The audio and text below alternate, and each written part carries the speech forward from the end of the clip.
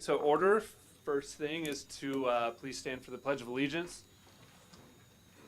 You ready, Cathy? Sorry. Okay. I pledge allegiance to the flag of the United States of America and to the republic for which it stands, one nation, indivisible, with liberty and justice for all. All right. It's a beautiful day for baseball. Let's play too. All right. All right.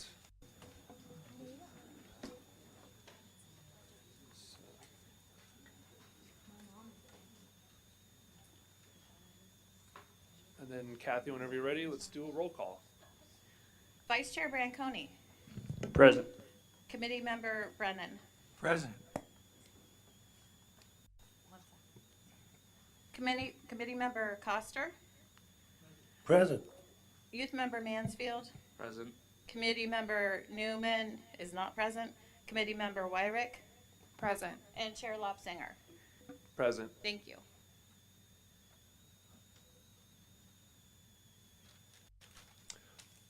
Let the record show that Committee Member Domeno and Committee Member Newman are not in attendance. All right. Next, we're gonna go get an approval for the agenda. Does anybody from the committee have any changes to the agenda? Okay. Seeing none. I make a motion to approve it. I got to do one quick Oh, thing. And sorry. then we'll take a motion. Is there any public comment just regarding the agenda itself? Nothing on the agenda. All right. Seeing none. Can we ask for a motion to approve the agenda? There we go. I make a motion to approve the agenda. I'll second.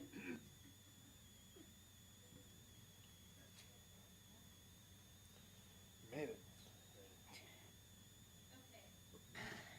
Vice Chair Branconi. Aye. Committee Member Brennan. Here. Committee Member Cotter. Aye. Youth Member Mansfield. Aye. Committee Member Newman. Pass, don't know the issue. Approving the agenda. Yes. Yes. Thank you. Committee Member Wyrick. 10-4. Chair Lobsinger. Aye. Thank you. The motion passes unanimously. Okay. Caught up, Jay. All right. At this time, At this time, members of the public may comment on any item that does not appear on tonight's agenda. It is recommended that you keep your comments to 3 minutes or less. Under state law, matters presented under this item cannot be discussed or acted upon by the Traffic Safety Committee at this time. For items appearing on the agenda, the public will be invited to make comments at the time the item comes up for committee consideration. Upon being acknowledged by the chair, please step up to the podium and speak into the microphone. And begin by stating and spelling your name. Is there any public comment on anything that does not appear on the agenda today? Okay.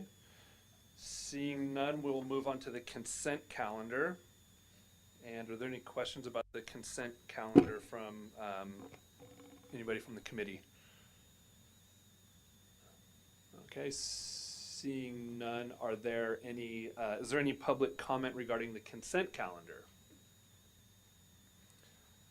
Okay, seeing none, is there a motion to approve the consent calendar? I motion to approve the consent calendar. I second. Vice Chair Branconi. Aye. Committee Member Brennan. Aye. Committee Member Cotter. Youth Member Mansfield. Aye. Committee Member Newman. Aye. Committee Member Wyrick. Aye. And Chair Lobsinger. Aye. Thank you. The motion passes unanimously. All right, moving on, we're going to receive the minutes from the last meeting. That was part of the consent. Oh, that was part, sorry. Move on. We're gonna move on to the regular calendar. Sorry. Getting ahead of myself or falling behind, I suppose. Okay, so now on the regular calendar, we're gonna review new traffic hazard reporting forms, and I'm going to turn it over to Ashley Cotter from Public Works. Ashley? Thank you, Chair Lobsinger. So this agenda item goes over new traffic hazard reporting forms that have received 5 signatures or more as part of the convention that was established in the November 2025 Traffic Safety Committee meeting. So we did receive a total of 10 traffic hazard reporting forms, 7 of which we covered under the consent calendar items. We will be reviewing the 3 traffic hazard reporting forms that have been submitted with more than 5 signatures. As part of our standard process, we hosted a traffic engineering safety team meeting on June 10th, 2026, and discussed the Malay Street traffic hazard reporting forms, the 20 miles per hour speed limit reduction, as well as the temporary traffic circle plans with the fire and police departments, as well as the city traffic engineer. The 20 mile per hour speed surveys are currently ongoing and being evaluated and worked on by GHD. The presentation of those findings and the overall presentation for that will be at the November 2nd, 2026 Traffic Safety Committee meeting. Following the Traffic Engineering Safety Team meeting, we also had an ad hoc meeting to address the broader corridors that was formed at the February Traffic Safety Committee meeting, and we addressed the Malay Street traffic hazard reporting forms. And at that point, we had the speed survey data come in from Malay that was previously unavailable at the May Traffic Safety Committee meeting. And so we utilized that data to evaluate the previous traffic hazard reporting form for speed bumps, as well as the traffic hazard reporting form requesting a closure. The average speed for westbound traffic was about 16 miles an hour, and the average speed for eastbound traffic was about 15 miles an hour. The speed survey was done in May to account for cut-through traffic from the high school. So it was done during school hours while school was in session in order to get an accurate picture of what was going on. The ad hoc and the traffic engineering safety team reviewed this data and found that it didn't meet warrants for speed bumps. And additionally, regarding the Friar Creek closure, we did get a note from the fire department stating that the Friar Creek subdivision was approved with access and water supply were evaluated together under the fire code. And the opening of Malay for through traffic was integral to satisfying the secondary access for that subdivision. The road wasn't an incidental connection. It was part of the approved access network the subdivision depends on. Because of that, closing that road is not something the fire department would be comfortable supporting, and removing that connection would reduce the subdivision back to a condition that might not meet access requirements when it was approved under. And so for that reason, we're recommending that those two be closed out. After those meetings occurred, we did receive 2 additional traffic hazard reporting forms, one regarding the substandard width of Vigna Street, and the second regarding our traffic circle. The traffic circle will be evaluated under a separate item tonight, so that won't be covered under this agenda item. However, the Vigna Street traffic hazard reporting form was evaluated. The resident had also started a review process with the fire department in accompaniment of the traffic hazard reporting form, and so the fire department recommended that the north side of Vigna be red curbed due to the substandard width, that to allow for additional emergency access. So Public Works has forwarded that request to the city traffic engineer. The city traffic engineer is in agreement, and so per the Sonoma Municipal Code, we can red curb narrow streets for emergency access with the approval of the traffic engineer. The fire department is also in agreement, so we're recommending that that be completed. And with that, those are all of the traffic hazard reporting forms that we have received with more than 5 signatures. And as part of this, this is our standard chart that we've used. The committee should be relatively familiar with this. This goes over all of our old traffic hazard reporting forms that we have received, and I have added some updates. Caltrans has gone through and striped 7th Street at West Napa. However, I don't believe the signage has been completed yet, so we have followed up with Caltrans regarding that and are hoping for an update on when the improvement plan will be completed in its entirety. A couple of these things have updates or are pending other improvements, like the overall citywide bicycle and pedestrian improvement plan. And then these are the new ones with the Public Works recommendations, if the committee has any questions.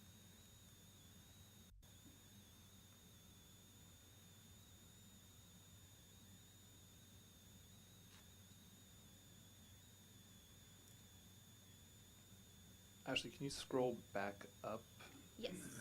right there, just for 1 second?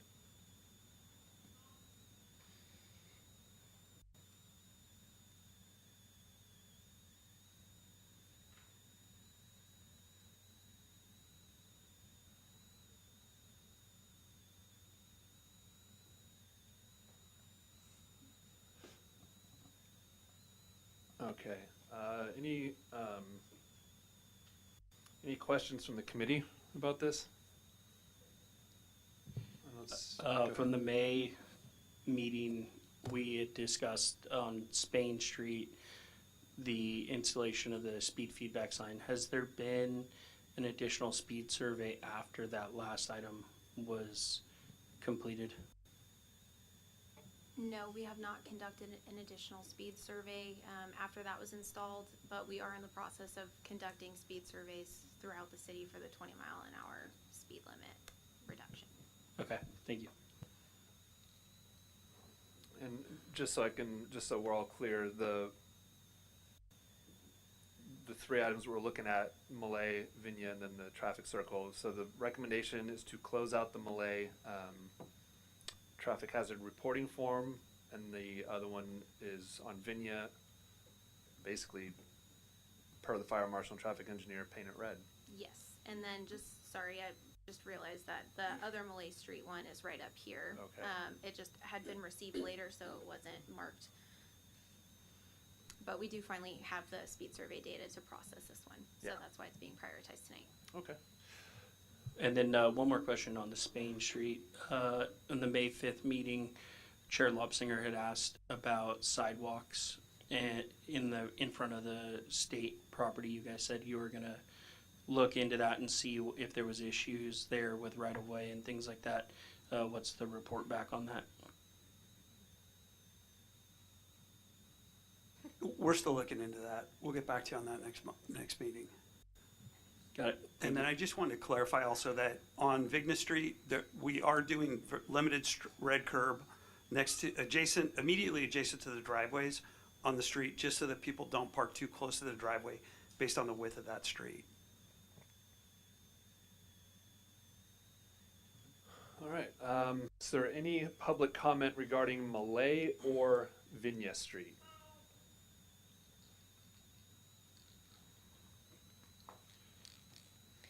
Good evening, everyone. My name is Elizabeth Rouse, but now it's legally Phillips after 3 years of being married. I went to Social Security, so that's Phillips. And this is my prop for the evening, Emma, my 8-month-old daughter. I hope everybody had a really good summer, and I want to thank everybody. Nice bangs, Ashley. I really like them. I want to thank everybody again for looking into the Malay speed bumps for us, as well as closure, which my fellow neighbors will be talking about. I'm asking that you do not close the door on this just yet. While you have the data that shows that the average speed was 16 miles per hour, you also have the data that every resident on Malay Street is in agreement that we have a speed issue on our street, and that's per the signatures I collected towards the end of last year. You also know that Malay is the only street in that entire neighborhood that does not, the only through street in that entire neighborhood that does not already have speed bumps like the others.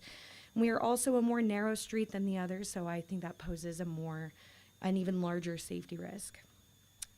And while I loved having this police speed radar in front of the house for a few days, as I do believe it did help slow traffic down, I don't think it gave an accurate representation of what we experience on that street every single day.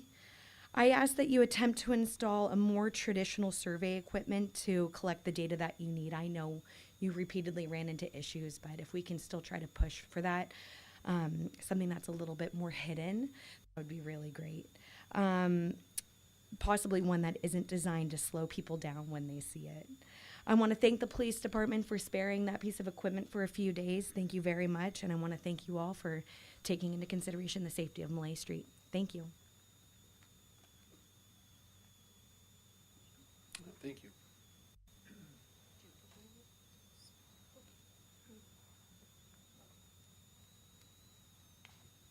Hello, my name is Raina, R-A-I-N-A, last name Campbell. I'll be speaking about Vigna Street.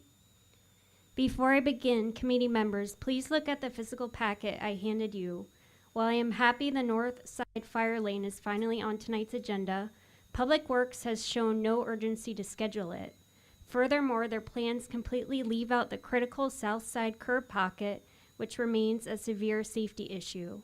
Because my correspondence, photos, and blueprint were omitted from your agenda packet, I provided this copy to ensure you have the actual facts.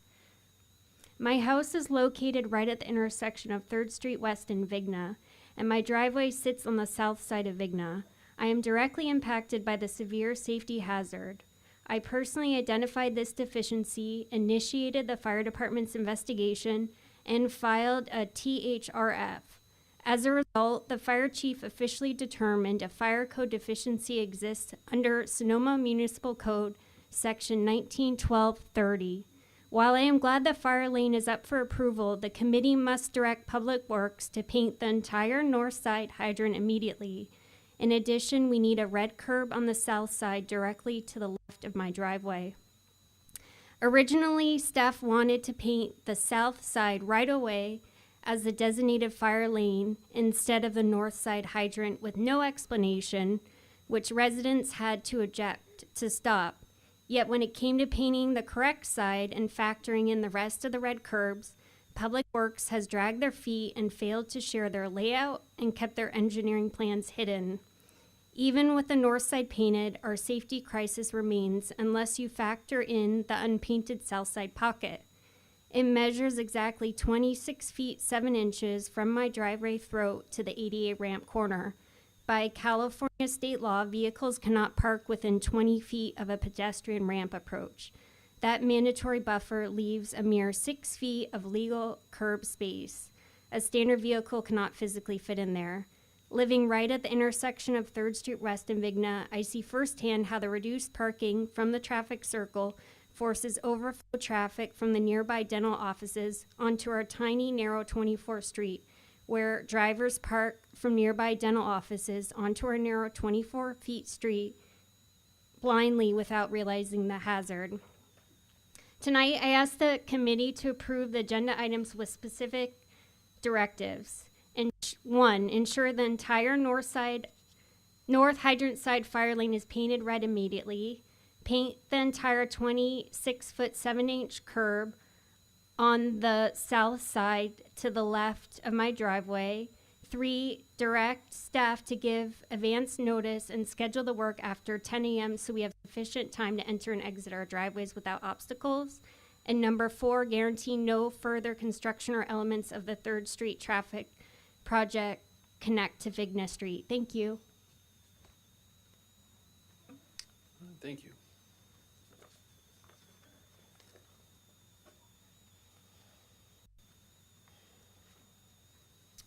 Hi there, my name's Daniel Sinott, spelled S-I-N-O-T-T-E.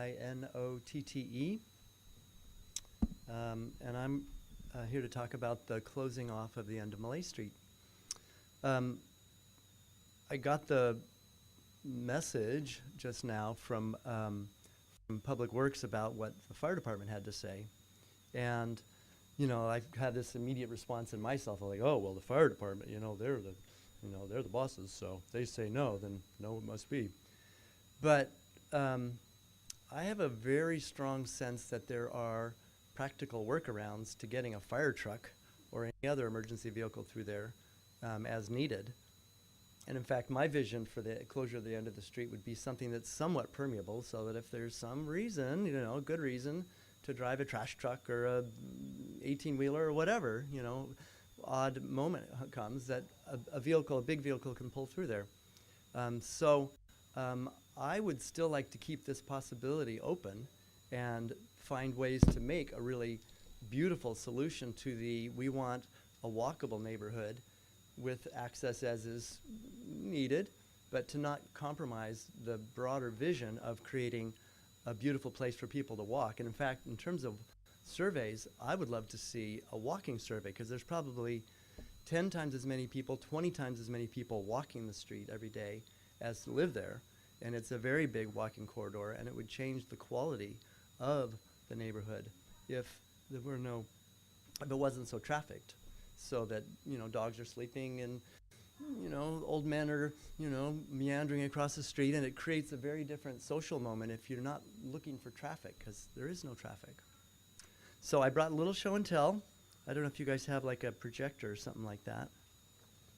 Nope. Okay, well, trust me when I say that there are barriers, like I've seen them in Berkeley, that are low, so that a car can drive over them, but you would be nervous to, but your car will get it over it, and we would certainly have it engineered so that it's low enough for the cops to drive over, and certainly low enough for trash trucks and fire trucks to get over. And so it's a wide berth for a big vehicle. Cars and bicycle, cars can come up to it, big sign, nope, not for you. Bicycles and pedestrians, come on through. And so we could have our cake and eat it too. We could meet all the security, safety, access concerns that we have, and still have a nice walkable neighborhood. So that's my input. Thank you.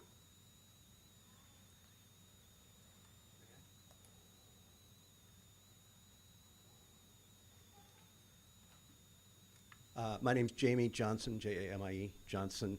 I live, along with my wife Karen Lolich, at the north end of Mallet Street, within a few yards of where the roundabout is currently, where Mallet and Friar Creek meet, and I'll present an opposing view. I'm pleased to hear the fire department identified the bottleneck issue. Obviously, that's the primary concern. I think there are other considerations, though, that are worth airing. The reduction of 2 escape routes is significant. I'm sure that's part of the fire department's deliberations. Other neighbors have raised the question whether that would impact our insurance costs. It's an unknown as far as I'm concerned. Access for garbage, which a useful point pointed out, garbage, recycling trucks, street cleaners, delivery vehicles, mail trucks, all, I believe, would find it difficult to turn around at the junction as it's currently configured. We, I would say, suffered through over a year of noise from the construction site at 5th Street West and MacArthur from the 5 a.m. Monday morning arrival of construction vehicles through the reversing alarms. And I have a concern that if garbage trucks and the like were confronted with a similar need to turn around in a short space in that area, noise would become an issue for us as well. The increased traffic flows, which would result from a barricade at that mark, would redirect traffic down Friar Creek, up Newcomb, and onto 1st Street West, placing it in part in conflict with traffic that comes off of the high school exit from Broadway at Newcomb there and on 1st Street West. So there's an issue in terms of the traffic impact for the local area. And frankly, there's an inconvenience factor too for those of us on Friar Creek and Newcomb. We can currently get to town by driving 1 block. This would divert us the length of Friar Creek, the length of Newcomb, and back down, increasing the cost, the time, and the environmental impact of every trip we would take to town to do simple business or enjoy the amenities of the town. I hear the points. There may be workarounds. I have no objection to speed bumps on Mallet. Sidewalks would be delightful on Mallet. But I do think we should be allowed to continue to drive up and down it. And I think the costs of the proposed barrier are outweighed, the benefits are outweighed by the cost to the neighborhood. Thank you. Thank you.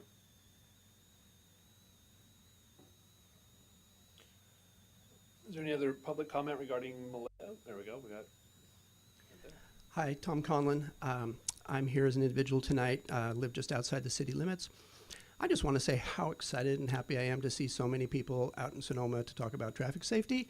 It's a good testimony to the work that your committee does and staff, and I want to thank the police department, fire department, our consulting engineer as well for the input to tonight's agenda. I have reviewed this list of projects. I don't see any significant concerns. It looks like staff has been deliberative, looked through all of the input provided by the community, and I don't have any concerns with this agenda item. I support staff's recommendations tonight. I do want to point out, it's a little ironic that, like with the Malay Street, there's many people asking for traffic calming measures on their street. Later in your agenda, you have people who actually have the opportunity of traffic calming measures to be installed, and yet they're being opposed. So that's why you guys make the big bucks. So thank you for your service tonight. Yeah, we get a pay increase after tonight, right? Double it. That's Hello. My name is Katrina Waddell. I'm a resident of Friar Creek, right 2 houses in from Malay. And I'm happy to see my neighbors so civically engaged tonight. I'm here to thank you for the work that you did surveying speed. What the assessment showed is my experience, but safety is a priority in the neighborhood. And so if speed bumps are determined necessary, fine, but a blockade puts me and my family at risk. The blockade would be between Fire Creek and Malay, and so it would mean that if a block was there and there was an issue, it's minutes that would impact my family. And that's not true for the residents on Malay. And so I'm here to strongly urge that you continue with the recommendation. Again, safety is important, no problem with speed bumps. And I also want to echo that blocking that off cuts us off from the heart of Sonoma. And I'm a new resident in Sonoma, but one of the things that I loved about this was the sense of community. And so to put a blockade between our neighborhood and the high school and our neighborhood and the town really does not feel like the spirit that we love so much about this town. So in addition to the risks, there's a disconnection that hasn't proved necessary yet. So thank you for your time. Thank you.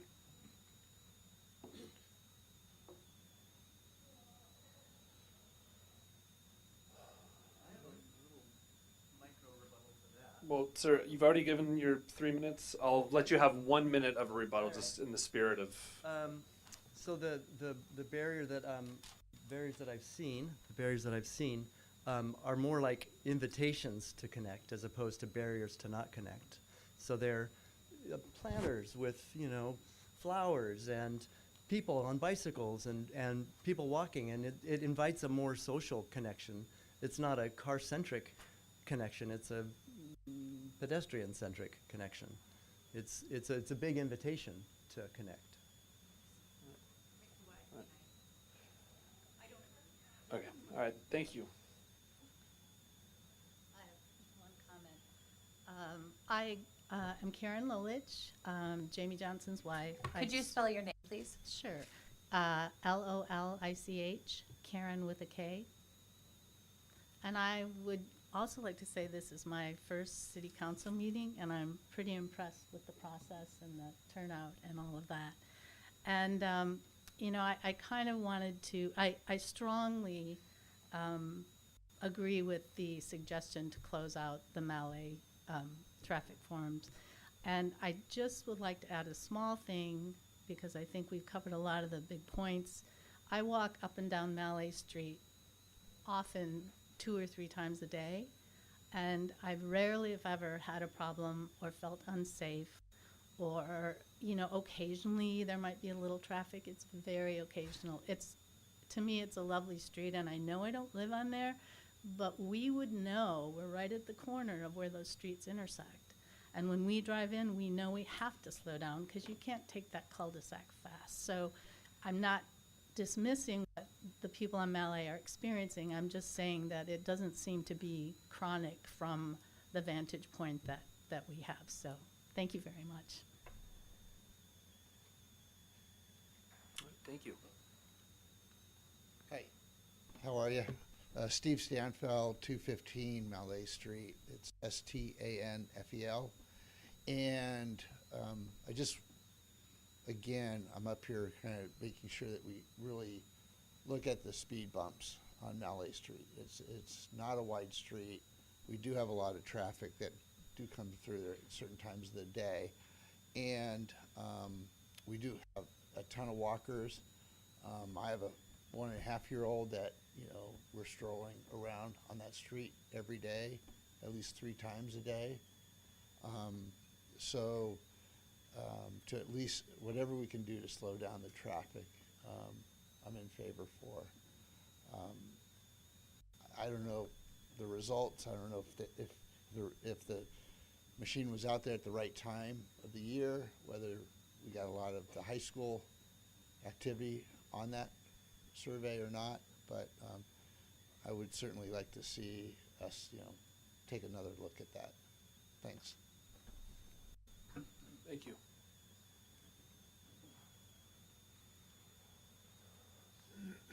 Okay, is there any, do you have public comment? Oh, please, come on up. Hi, I'm Katie DeYoung, 190 Malay Street, and I just would like to advocate for anything we can do to slow down that traffic. If it's speed bumps, that would be great. There are a lot of young families, a lot of new babies that were just born in the last couple of years, and it's really not safe. There are a lot of workers a lot of people during the day that go through really fast. The high school traffic is terrifying. We all know that we can't change the high school students. We could ask them to go slower, this and that, but I think we all know that they're probably not going to slow down. So anything we can do to make it safer for our community would be greatly appreciated. Thank you. Thank you.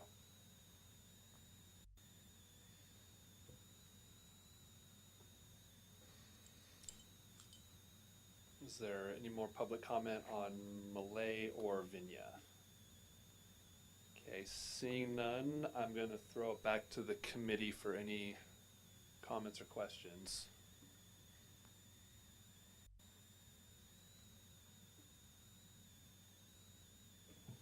Do you guys mind sharing a little bit about what the ad hoc was for Malay? I mean, I'm assuming you just went over the report for the speed tables. Anything noteworthy for those that are here tonight? It was essentially just the results from the speed surveys that we discussed. No real in-depth discussion on plans or anything like that.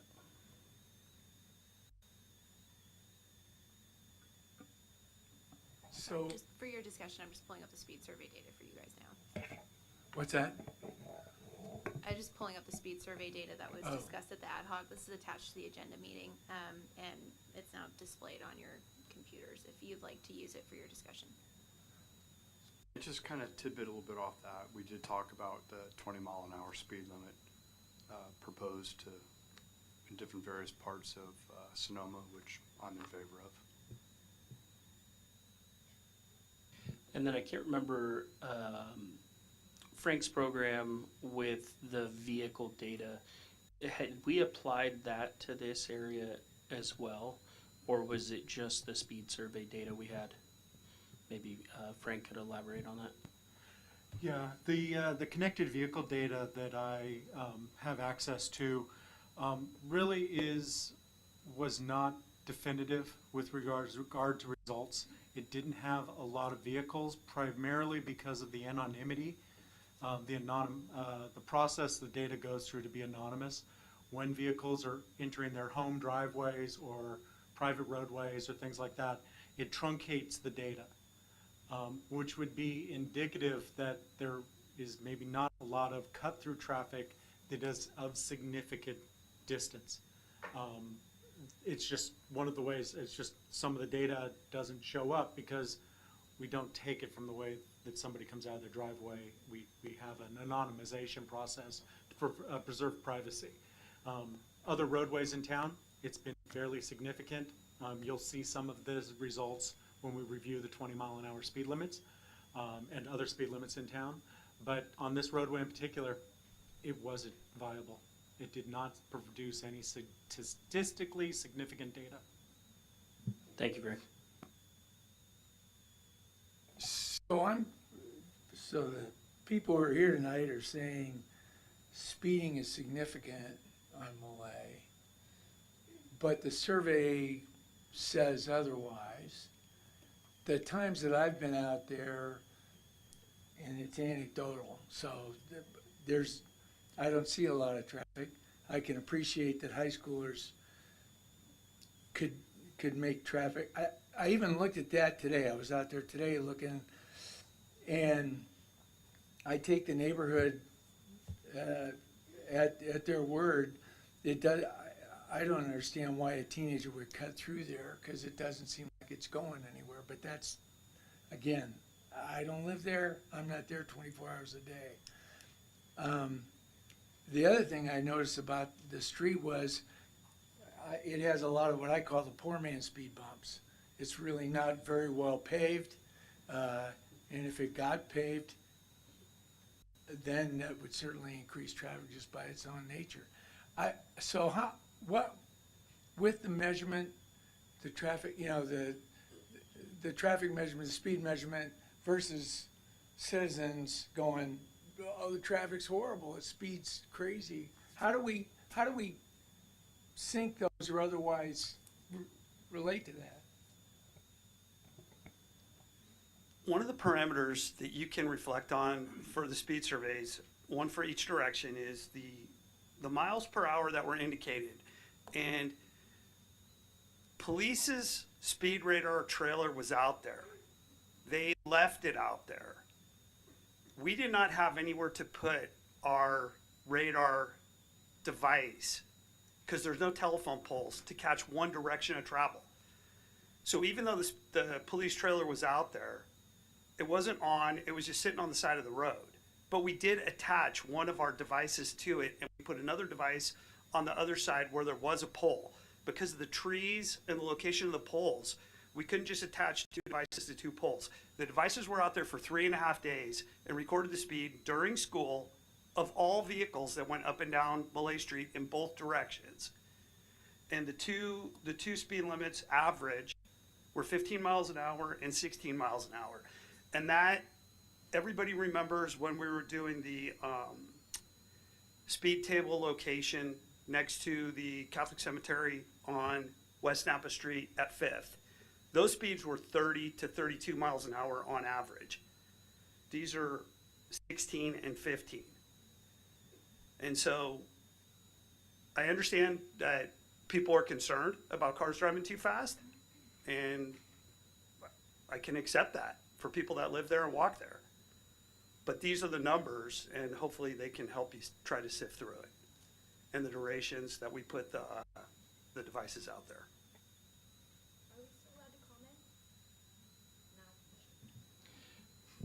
So, just a couple of thoughts that I have. I think the person who brought up the methodology of the speed survey, I think there is some validity there, right? With it being attached to a speed trailer, whether the device is on or not, still grabs your attention and could affect the data. So that's just one thought I have. And then the other thought was the fact that all the other streets that run the same direction in that neighborhood have speed bumps. You know, it is something that definitely makes me want to take into account the desire to have speed bumps. And I'm trying to think of the negatives that would come from it. It's not like we're talking about what we did on East Napa and 5th, where it's a very well traveled street. So, you know, just trying to balance the data versus what the community wants, and the, you know, also putting in our documents that we use to help guide this stuff. So a little bit of a balancing act here, because it doesn't truly meet the criteria, but, you know, with almost unanimous support, and even the folks who came here and spoke out against the closure, nobody spoke out against speed bumps. So just kind of a couple thoughts I had. Yeah, I'm going to piggyback off of what Mark said. Pretty much same thing what Ms. Phillips brought up about the methodology, but we created the traffic calming handbook as a guide, but not the end all be all. And in this case, you know, it's a guide for us, it's a guide for the community. So based on the data, it says no to pretty much anything, but we're not data driven alone. We're also very sympathetic to what the community wants. Now, I, for one, I walk down Friar Creek and Malay quite a bit. I've gone during school, after school, during the summer, and I haven't seen a lot of issues. But that being, and it would support the data that I'm hearing tonight. However, the fact that it is a through street to Friar Creek, and high schoolers do have a tendency to be high schoolers sometimes, and delivery drivers tend to be delivery drivers sometimes. I would oppose closing it at the cul-de-sac where Friar Creek meets Malay. I don't see the need for that. But I would be, even though the data doesn't support it, I would be in support of a speed bump. I think the community, the folks that live on Malay Street, you see it more than I do. I just walk through there every couple days. So I'm of the opinion that a speed bump would be feasible and worth trying. So I guess my question would be, can we install a temporary speed bump and see what the result would be? And more importantly, what's the cost? If the committee's done talking about this item, certainly one of staff's tasks for the next meeting would be to be able to look into this and either install something or bring back something for the committee to review at the next meeting.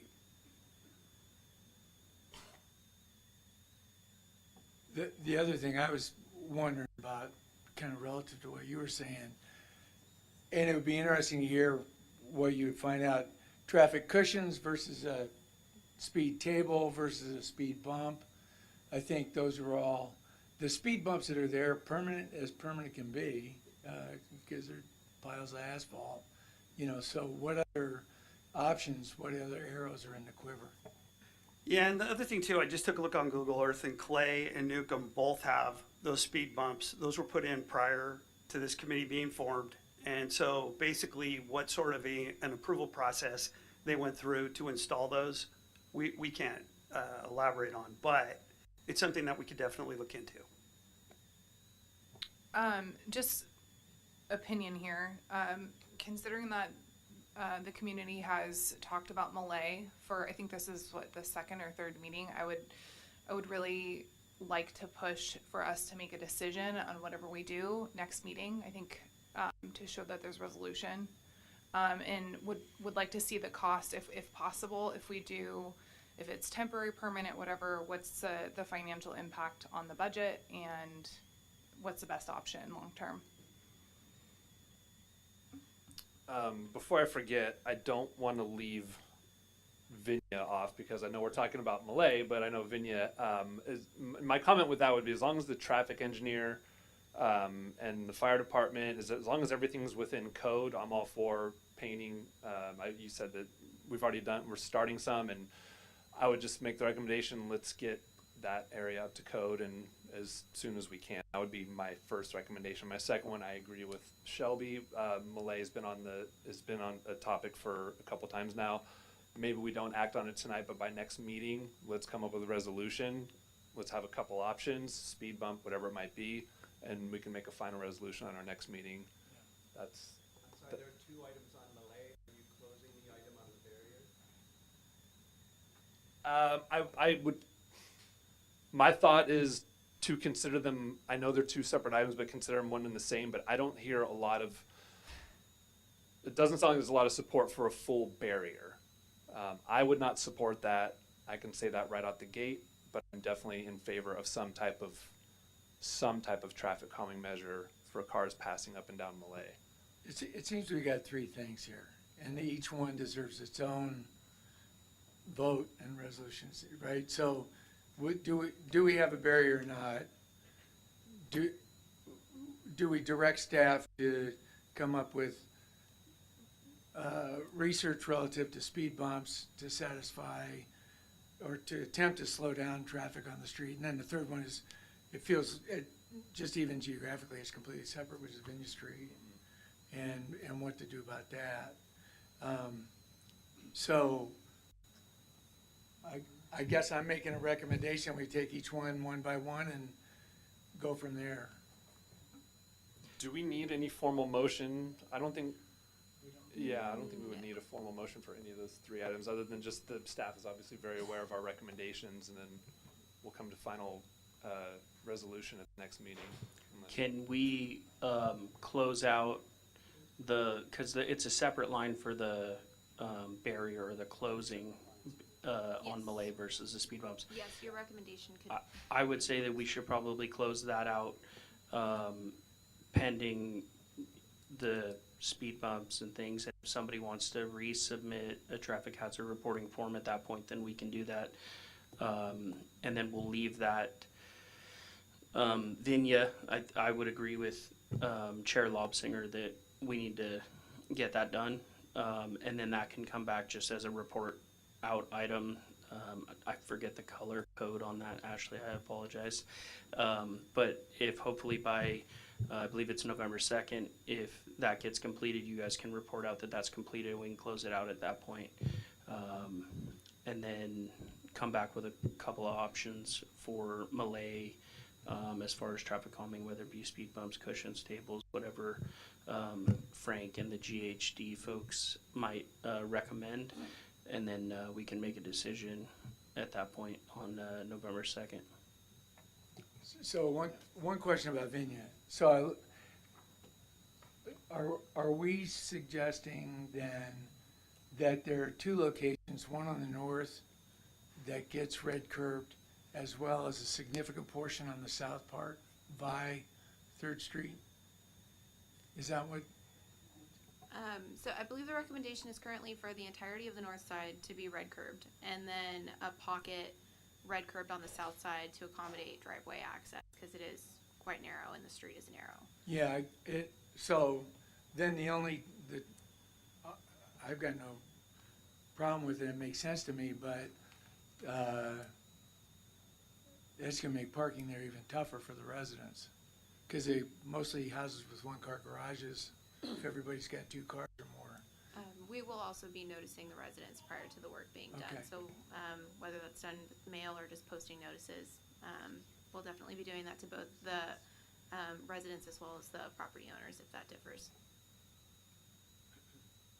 Okay, so I think it's Vinya up to code and try and make it a priority. We can't direct Public Works, but we can make a suggestion to get Vinya up to code. And as for Malay, the 2 separate issues, I don't think we see a need to close the street, but we would definitely like some recs on traffic calming at the next meeting, so we can close this item out for good. All right, I think we're good. Anybody else? All right, let's close this item out. And we will move on to item 4.2, the review of the traffic circle on 3rd Street West at Perkins. And I'll turn it back over to Ashley.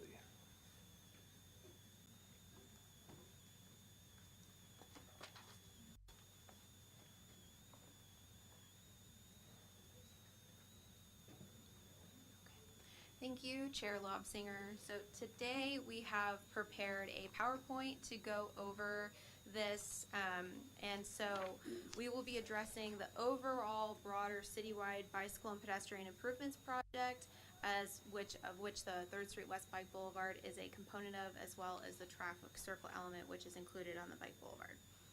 So just brief roadmap. Oh, I think I have the wrong. Hold on. My bad. Can you turn that off for a second? Sorry, I have the wrong version. I'm going to go ahead and put the right version up. My apologies.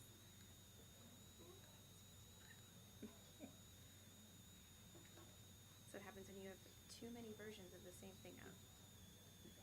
Yeah.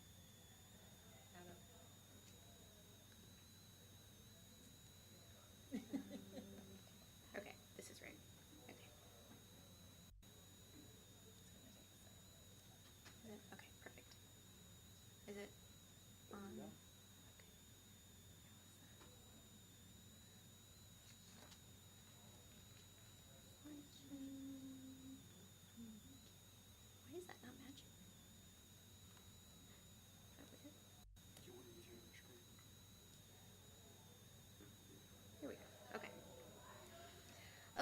So just a brief roadmap for everyone. We're going to be going over all of the elements of the Citywide Bicycle and Pedestrian Improvements Project, the relevant background information, public feedback received, just going over what a bike boulevard is, the 3rd Street West Bike Boulevard elements, the temporary traffic circle at 3rd Street West and Perkins, engineering analysis, renderings and plans of the overall traffic calming elements that are proposed, alternatives, as well as lining out next steps, and then we'll be open for questions.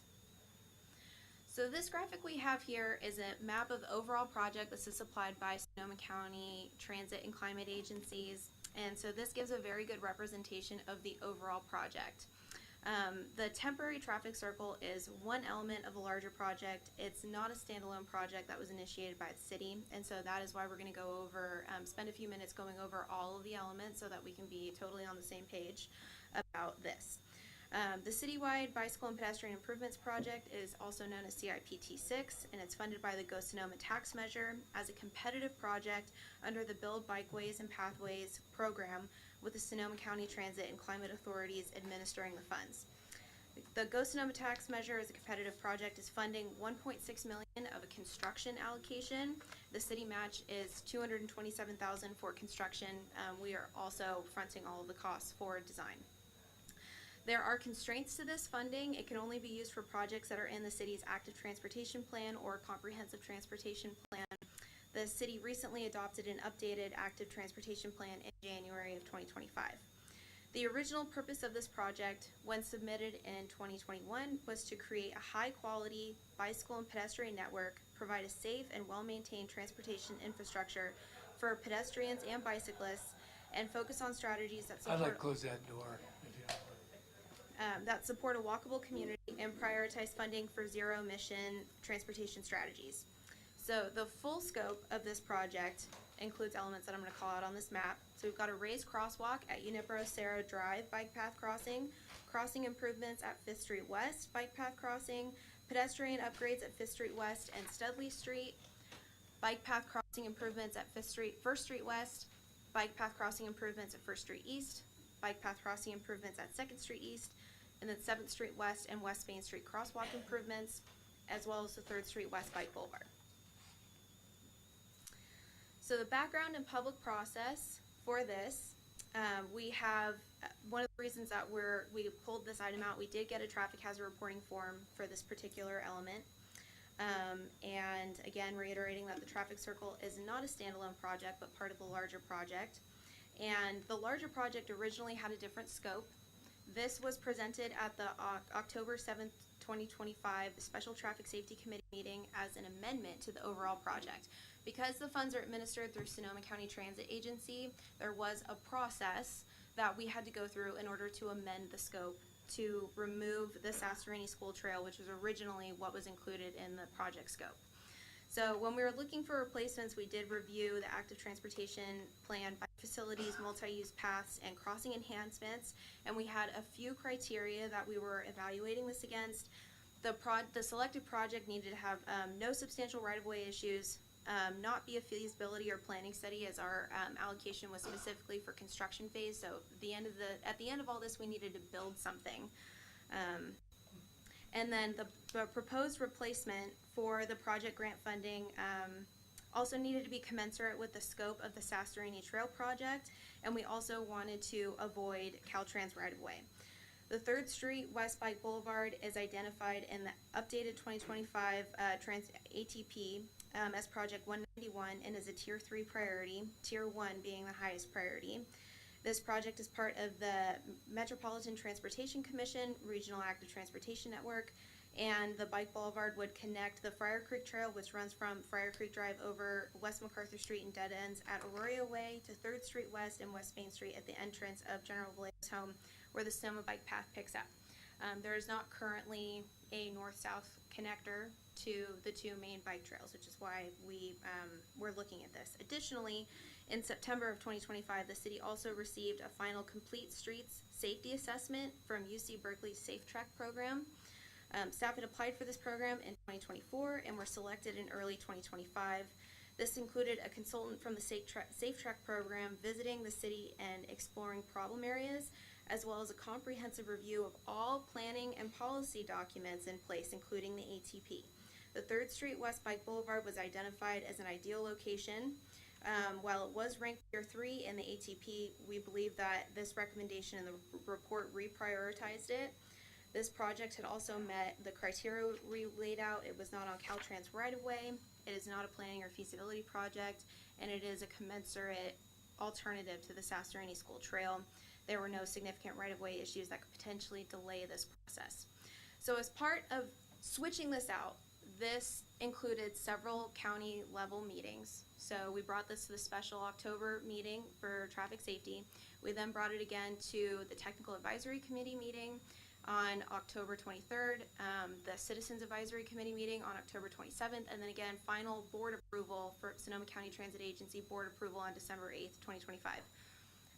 It was again brought back to the traffic safety meeting, February as a report out, and then May as an update with the traffic circle.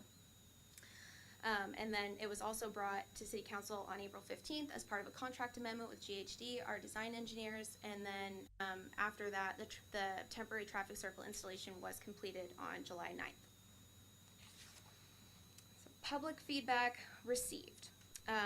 The majority of the feedback we have gotten has been kind of contained within these 3 bullet points: safety and driver behavior, vehicle access and maneuverability, as well as our overall public outreach process as it relates to this temporary traffic circle. We have also received positive supportive feedback. They've included support for additional traffic calming on 3rd Street West, residents reporting that they feel more comfortable walking on or bicycling with children along the corridor, and interest from residents in other neighborhoods in similar traffic calming treatments. The 3rd Street West Bike Boulevard and its elements were considered through multiple publicly noticed meetings, as we just laid out. And as the project progressed through planning, funding, and design, the project has also moved on a relatively expedited schedule associated with grant funding, design, and anticipated construction timelines. We addressed this, I think, at a couple other meetings, but as you know, our construction allocation with SCTCA, we are eligible to draw down from that this fiscal year, which essentially means we need to get this project out to bid. And so that was part of why we had a criteria for evaluating the overall replacements for the Sasserini School Trail. Essentially, were we going to be able to do something that was going to accommodate this schedule, as well as getting it through all of the publicly noticed meetings as well. Feedback received following the installation of traffic circle indicates that a number of nearby residents and other community members did not feel that they had sufficient awareness of proposed improvement or the opportunity to provide input before the temporary installation had occurred. We recognize this concern, and while the project proceeded through the applicable public meeting and approval processes, the response to the temporary installation demonstrates the value of a more direct, project-specific communication when introducing transportation treatments that may be unfamiliar to the community, and we will incorporate lessons from this experience into outreach for future transportation projects. And moving on, what is a bike boulevard? The overall bike boulevard is a street designed to prioritize non-vehicle travel while maintaining local vehicle access. The goal would be to introduce traffic calming measures to cultivate a lower stress environment for people who are walking, biking, and rolling down that street. It is a shared facility, so there are no shared bike lanes. And in order, if we did want to accommodate bike lanes, it would result in a significant loss of parking. So we wanted to prioritize that, which is part of why we went for a bike boulevard. This again fits with the overall theme of the project, which was to create a high-quality bicycle and pedestrian network, provide a safe and well-maintained transportation infrastructure for pedestrians and bicyclists, and focus on strategies that support a walkable community and prioritize funding for zero-emission strategies. Bike boulevards are also more ideal on a street with a lower average daily traffic volume. We're estimating 3rd Street West is probably about under 2,000 average daily traffic. So this, varies. A comparison would be West Spain, which is in, 10,000 to 15,000 average daily traffic. West Napa is probably around 20,000. And so that was also taken into consideration with that selection. So we are also going to go over all of the traffic calming elements that are in the 3rd Street West Bike Boulevard. This is what was currently approved under the special October 7th Traffic Safety Committee meeting and has been approved by Sonoma County Transit Agency. So this includes painted curb extensions on 3rd Street West up to West Napa Street, and curb extensions. These are what we have also installed on West Main Street, so residents should be relatively familiar with this traffic calming element. Speed cushions on 3rd Street West between West Main Street and West Napa Street. Speed cushions on 3rd Street West between West Napa and Robinson Street. The traffic circle at the intersection of Perkins Street and 3rd Street West. Painted curb extensions, new crosswalks, and reversing stop control from 3rd Street West, where it currently is, to the proposed on Andrick Street. And then painted curb extensions, new crosswalks, and reversing stop control on 3rd Street West, where it currently is, to Betancourt Street, which is proposed. So all of this is supposed to work together in tandem to create an overall traffic calming feel, vibe for this street in order for it to be a bike boulevard shared facility. So the temporary 3rd Street West and Perkins Street traffic circle, we did this temporary installation to evaluate how the intersection functions under everyday conditions while the project team finalizes the permanent design. During this period, city staff, project engineers, public safety personnel, and community all had an opportunity to experience the intersection, and those observations are being evaluated alongside engineering considerations to help inform the final design. The proposed permanent installation does differ slightly from the temporary traffic circle in that it is going to be mountable, and we'll go over that with the AI renderings later. And I want to preface that they're AI renderings, so this is not supposed to give you an idea of what it's supposed to feel like. And then also just to clarify the roundabout versus the traffic circle, roundabouts are very heavily utilized in high congestion areas. An example is what we have outside of the valley on Arnold Drive and Boys Boulevard, or what we also, or the SCTCA and Caltrans recently installed on 121 and 116. They are built to convey high volumes of vehicles, and there are accommodations for that, like relocating crosswalks. The traffic circles exhibit a similar stop control to a four-way stop, and it's not meant to alleviate congestion. I just want to highlight that because some of the public feedback was also kind of questioning the placement for this and citing some higher volume streets, and so just want to clarify the difference between the traffic circle and the roundabout. So the engineering analysis, we did do speed surveys before installation and after installation. The temporary traffic circle is showing that vehicles are slowing down.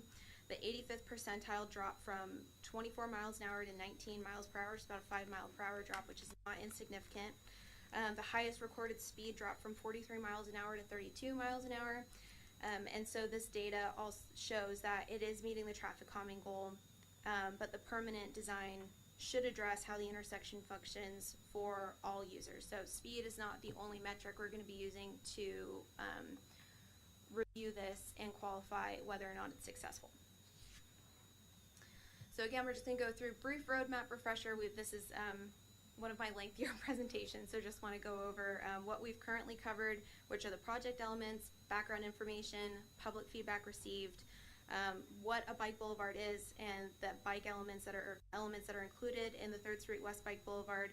Now we're going to move forward through the renderings, plans that we currently have, possible alternatives, and next steps.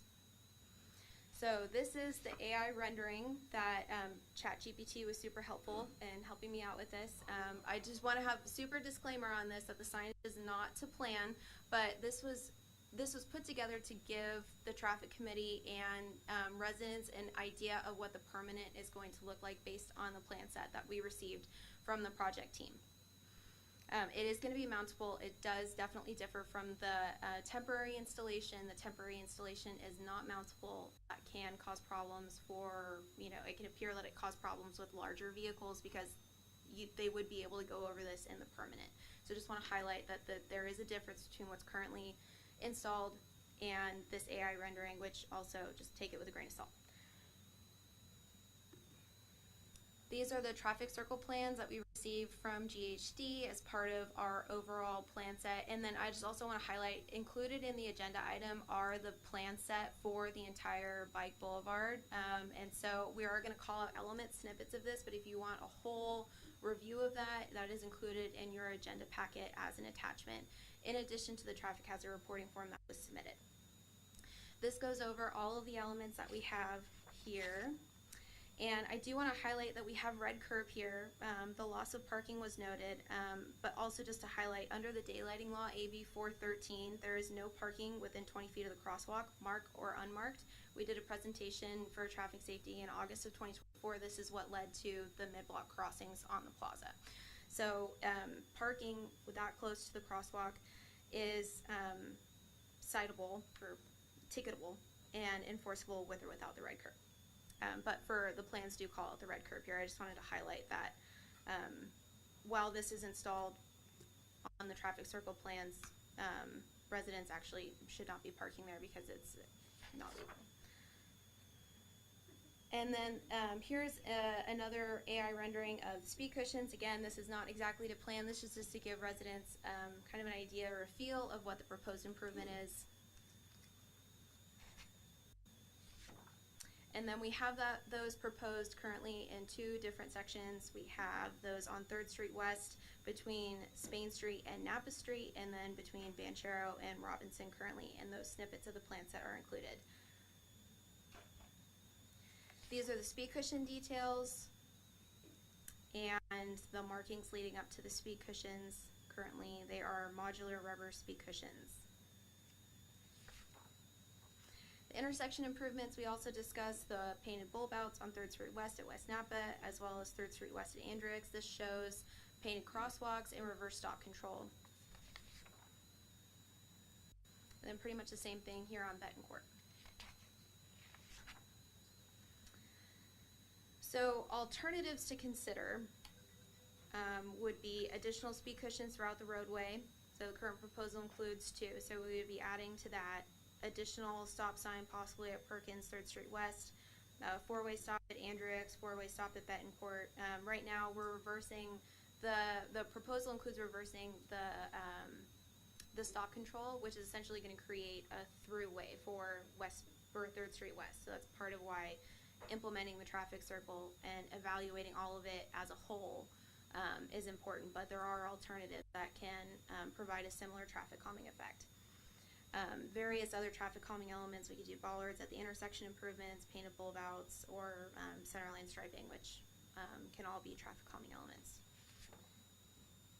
And then next steps for our project, we'll reevaluate the 3rd Street West Bike Boulevard project elements following traffic safety committee and community feedback, incorporate lessons learned and inform possible design alternatives, revise with the design with project engineers if needed, and get the project out to bid as soon as design is finalized. The temporary traffic circle is going to be removed soon. The idea behind the installation was that it was only going to be up until the slurry seal project started. As part of our capital projects update, we do go over just kind of an overview schedule of that. Work is anticipated to start in the next few weeks, and so the traffic circle is going to come out shortly. And so just want to highlight that. That was addressed in the initial plan, but just to reiterate, the plan is for that to be removed as per the plan that was lined out in May. Any questions? Thank you, Ashley. I have at least one, if not more, but you mentioned Andrew and Betancourt. The part of the Bike Boulevard would be addressing those intersections as well, 3rd West at Andrew and Betancourt. There's been suggestions of 4-way stops, reversing the stops, or maybe leaving it alone. We haven't landed on anything yet, have we? Or are we leaning towards switching the stop signs? In other words, and people driving on Andrew and Betancourt would stop, 3rd Street would not. Yeah, and in the current plans, which include the traffic circle, reversing stop control from 3rd to the side, from the side streets to 3rd was the plan. Mm-hmm. Now, if we take the traffic circle away, we would look at the intersections again in conjunction with losing the ability to slow cars down at that intersection. And so effectively, Betancourt and Andrix are both 4-way stops when you take the dips into consideration. Cars traveling east-west have to really slam on their brakes or they're going to hit their oil pan. So basically, putting stop signs out there will probably have little effect on the east-west traffic. And so if we turn it into a four-way stop, one of the benefits of doing that is it gives bicycles basically as much priority as cars, because as you come up to a stop sign, the car comes up to a stop sign, they're both going to recognize each other's position and proceed properly. Whereas if you only have two-way stop control there, it could be a little semi-problematic for somebody on a bicycle. So it all needs to be looked at in conjunction. And once again, you know, staff's presentation's concluded, and I just want to emphasize that one of the goals of the meeting tonight is to, and Ashley's presentation appropriately framed that, it's to let the traffic committee know that there are alternatives that can be considered tonight. And we're going to be promoting discussion and feedback. And feedback to staff is what we're hoping to get in the form of taking all the results of what's talked about here tonight and having a good discussion about it. Any other questions from the committee? I just a point of clarification. So the money from the grant has to be spent before the end of the year? No, the money does not need to be spent before the end of the year, but we do want to be mindful about how we move this project forward, because it's only one element of the overall project. And it also takes a very considerable amount of time to process an amendment to the scope. So while the money doesn't necessarily need to be expended this year, we do have a construction allocation this year, and we would have to justify not moving forward with that with Sonoma County Transit Agency, and it could possibly be a major grant amendment and reflect the timing and process it took to remove the Sasserini School Trail and add this in. So no, we don't have to spend it all this year. We don't anticipate that we're going to spend it all this year. It's a big project, almost 1.8 million when you consider the city match. However, we do have to take timing into consideration. We do have all of the appropriate paperwork filed with Sonoma County Transit Agency to draw down now.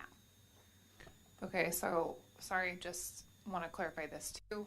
So if an amendment is made, is that like what defines that?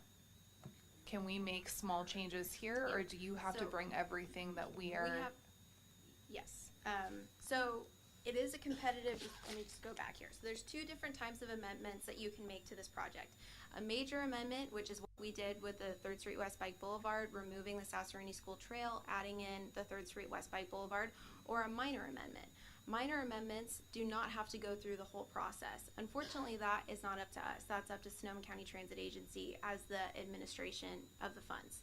The reason that the policy is being implemented is because this is a competitive project, and so we submitted all of this in 2021, and funds were selected based on the project that was selected essentially. And so Sonoma County Transit Agency is implementing this in order to make sure that the projects, that the board has some say over the major amendments.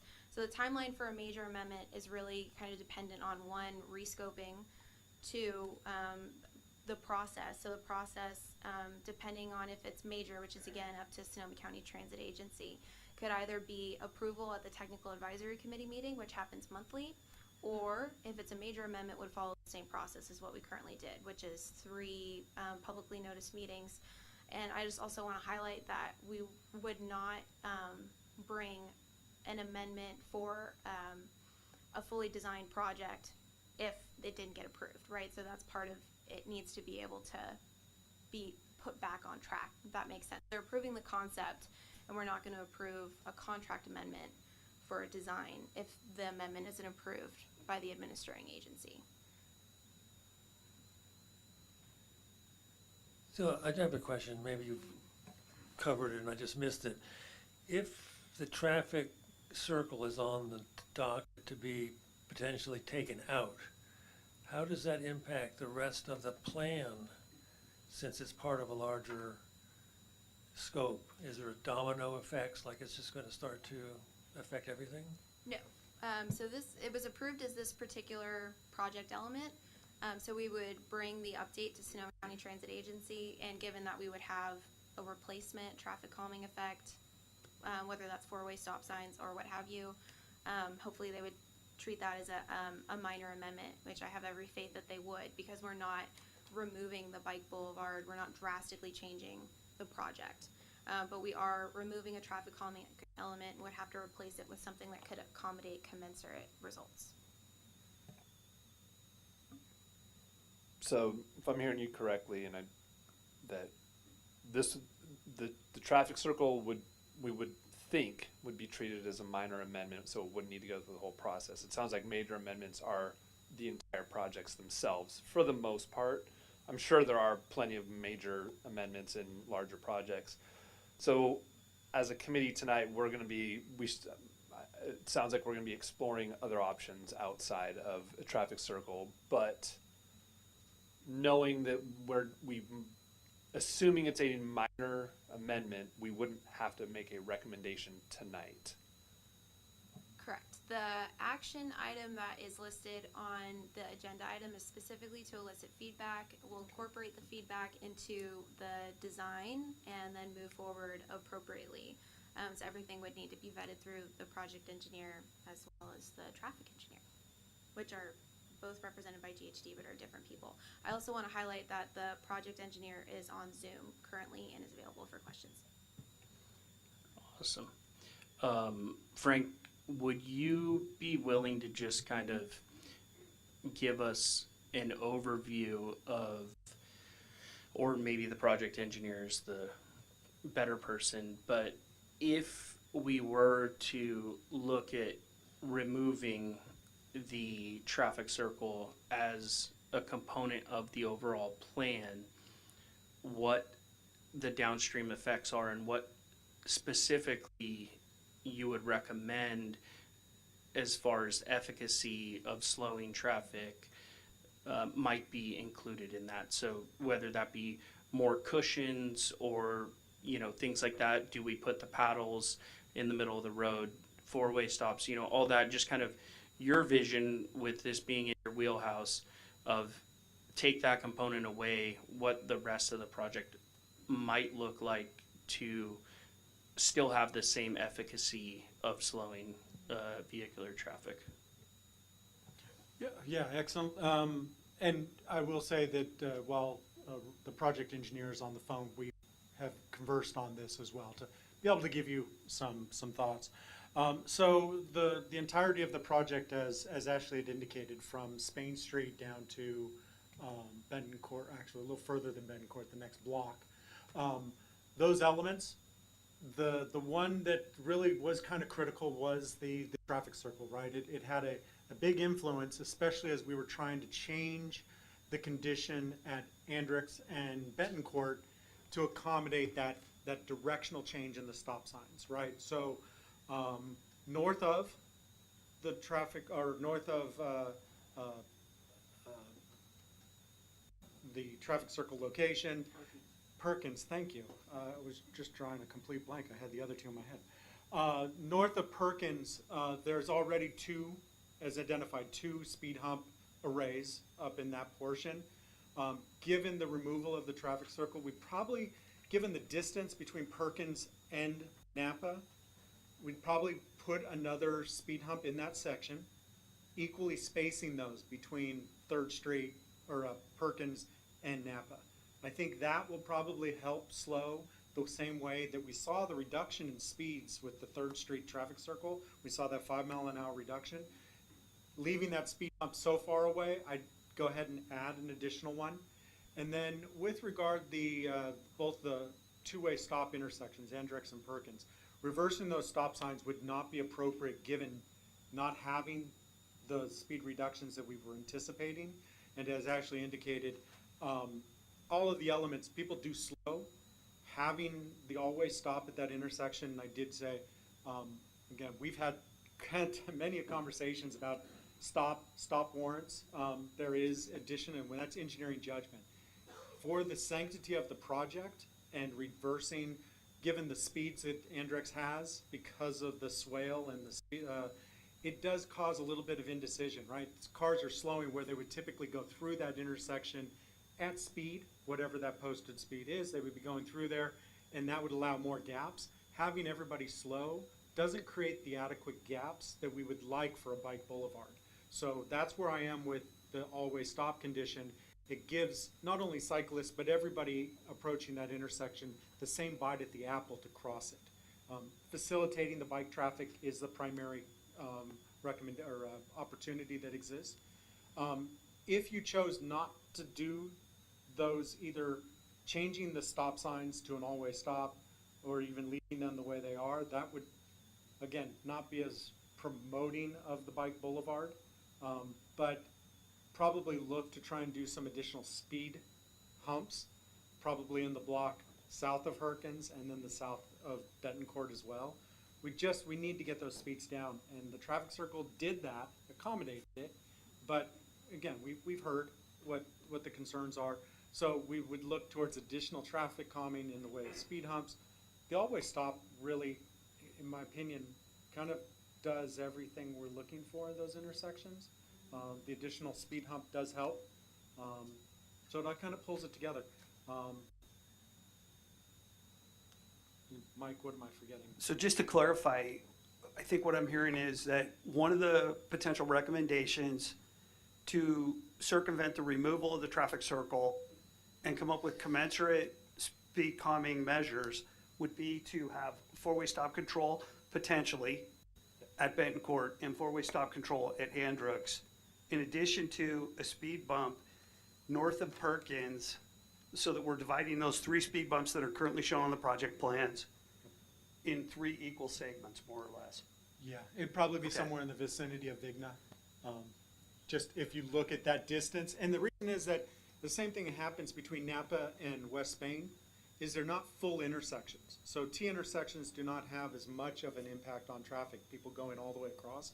And so we have that along the shopping center. So 3rd Street from Napa down to Perkins, there's 3 T intersections, but we would equally put in those speed humps in that area there as well, between Perkins and Napa. And that would be significantly less expensive, I would imagine. Like four-way stop signs, things like that in replacement, which is probably good. Reallocate this money somewhere else. Okay. Just one quick question. We were talking about four-way stops at Betancourt, Andrew, and additional speed humps or speed cushion. Would there also be a four-way at Perkins, just to be clear? No. No, okay. I'm just curious, with the recent feedback from what's currently happened, do we have a report from PD, Chief Cutting, or Fire on recommendations?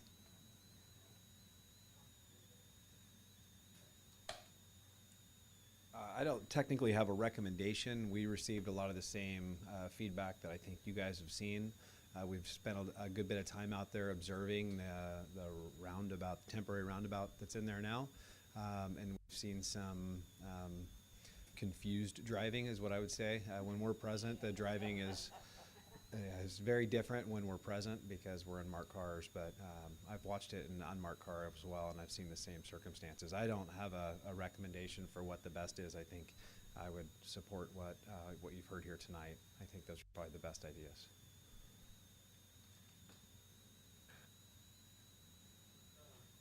A question about the final traffic circle, which you had the picture of. How is that different, or how conceivably will it be different than what is there now? I understand one of the things is that it's going to be able to be passed, driven over, so maybe you could elaborate on that a little bit? The temporary install is using temporary material, so it was installed with the intention to be removed. That was what we had initially lined out, and that was the goal in mind with the material selected. So the what's currently out there, you cannot drive over. They're like sign poles, basically, is essentially what they are, which differs from the permanent plan, which is to create something mountable. So you cannot currently drive over what is installed out there. and again, that is because it was always meant to be temporary. It was not meant to be permanent. The idea was to give people a chance to weigh in and let us know what they think, and I think they certainly have. But that's why it differs from the permanent. And I mean, is that part of what the problem is right now? Is that it is a temporary and people are facing it in that, with these challenges? Yeah, that could be leading to a little bit of the issue with the bigger trucks. And the temporary will be down very shortly, and so it won't be a problem for long. But the permanent would not have that issue. So I was out there today and saw, I've seen the videos, I appreciate that. I was there for more than an hour, and there was a FedEx ground truck making his rounds out there. It's the largest panel van FedEx has on the road.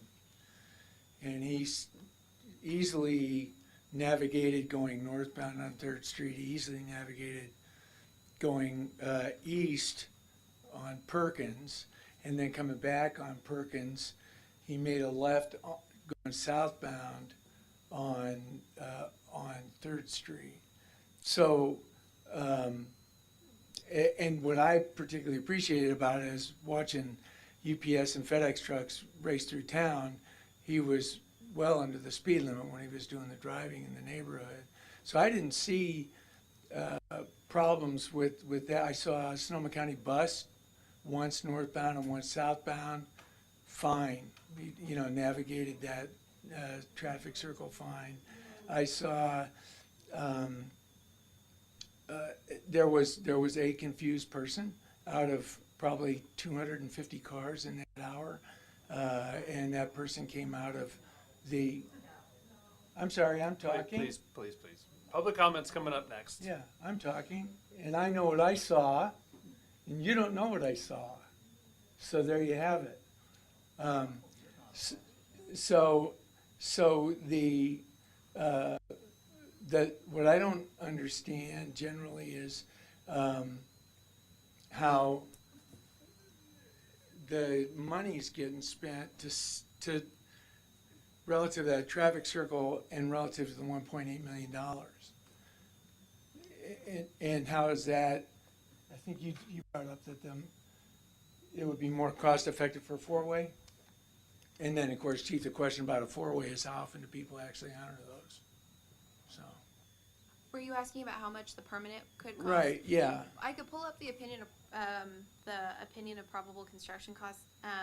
It's minor in the overall, a fraction of the overall 1.8. We're arguably spending way more at 5th West and Studley on those intersection improvements, which is going to, redo that intersection. Bulb outs. We're also repaving that section of the road from West Napa up to Studley.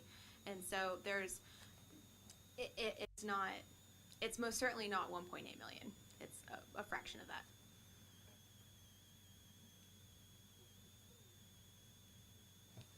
I have one last question. So going back to the proposed change or potential proposed change of having some speed humps and potentially the four stop signs, how many speed humps would that be in total if you're looking at 3rd Street West, right? From Perkins yes. to Napa Street would be 3 in total. Right now, there's currently 2. Okay. Yeah, there would be 1 additional, and they'd be equally spaced, more or less, between Perkins Street and Napa Street. And have we consulted with fire at all over this? Yes. And Fire supports them, and they can be straddled by fire. okay, just want to make sure. I'm just curious if that's excessive.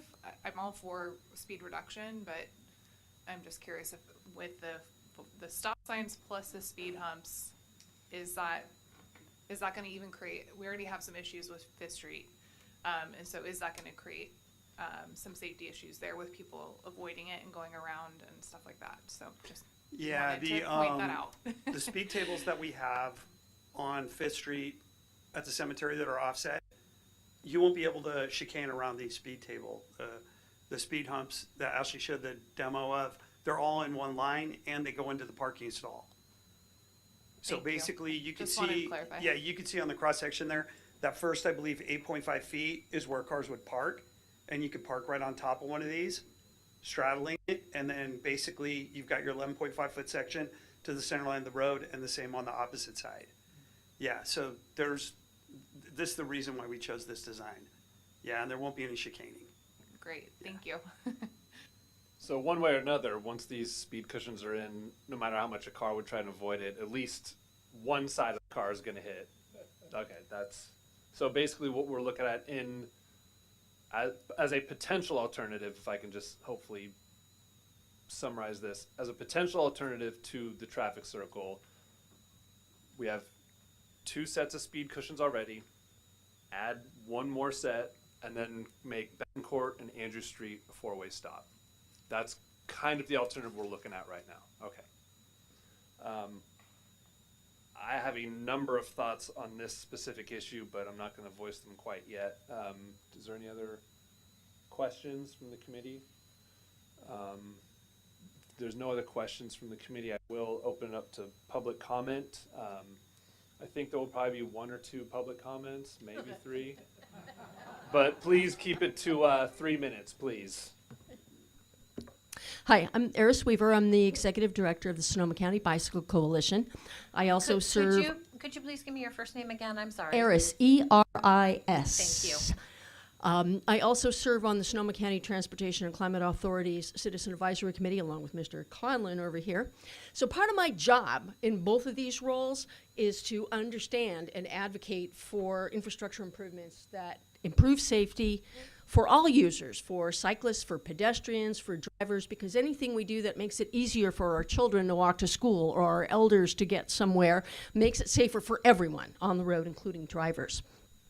My staff spent hours involved in the city's active transportation plan, making comments, most of which were incorporated into that plan. And before this meeting, I made sure to go out this weekend and check out this whole corridor that's been being discussed. Traffic circles are a proven intervention for slowing traffic and improving safety. They reduce head-on and T-bone collisions. They allow traffic to flow smoothly. I prefer them to 4-way stops as a cyclist because then I don't have to put my foot down. Nobody has to stop. Everybody can just keep going around. It still slows the traffic without the stop and go, stop and go. Everybody just goes around. I'll do my little dance here. I know that it's confusing if you haven't seen one, right? Any construction, road configuration changes can be discombobulating. I know I don't like changes in my routines. Now, I actually live in the only city in the U.S. that had a voter-approved ordinance on the books banning traffic circles and roundabouts within the city limits. 2 years ago, my neighbors and I successfully circulated petitions, initiated an ordinance to rescind that ban, and it passed with a huge margin. So why did we spend all those hours wanting to bring this tool back into our toolbox in Cathy? And why did all the voters go for it? There was a roundabout where they had a year of experience with a roundabout nearby that everyone got to learn how to use it, saw that the sky didn't fall, and that it actually improved everyone's experience through that particular intersection. And so they got to see the benefits and voted for it. So I urge you to keep the traffic circle in the plan, and the project looks great. Thanks. Thank you. My name is Loretta Carr, L-O-R-E-T-T-A-C-A-R-R. I live at 705 3rd Street West, exactly at the intersection where the roundabout is placed. I hope you've watched the 3 videos that were sent to you showing the dangerous driving conditions caused by that roundabout at 3rd West and Perkins. Video number 1 showed numerous vehicles cutting across the intersection instead of going around. Video number 2 showed numerous vehicles not stopping at the stop signs on Perkins Street because signs with circular arrows were placed below the stop signs, leading drivers to believe they were to proceed into the intersection without stopping. Video number 3 showed large commercial vehicles cutting across the intersection instead of going around because their vehicles won't fit. This was proven by the large trucks driving up on the sidewalk.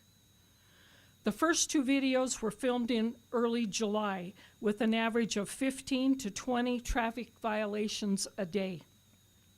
The third video was filmed in late August with an average of 14 violations a day.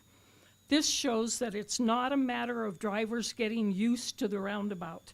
The problem is that the intersection is not large enough to safely accommodate these commercial trucks, buses, fire engines, post office trucks, big pickup trucks, big SUVs.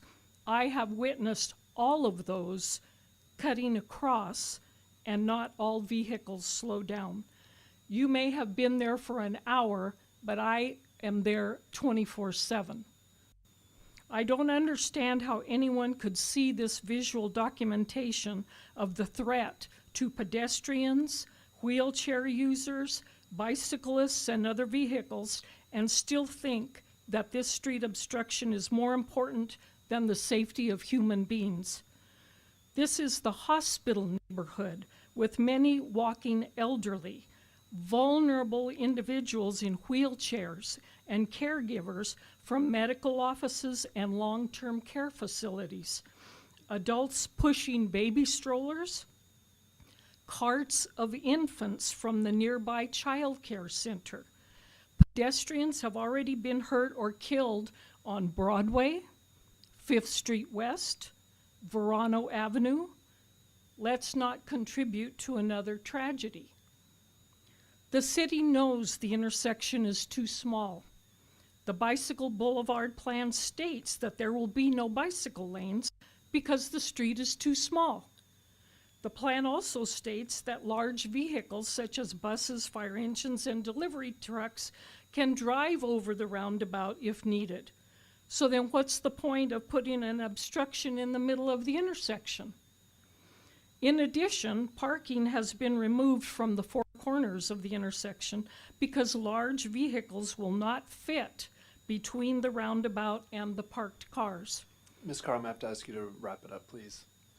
This loss of parking causes hardship for elderly patients trying to access the ramp to medical offices on the 600 block of 3rd Street.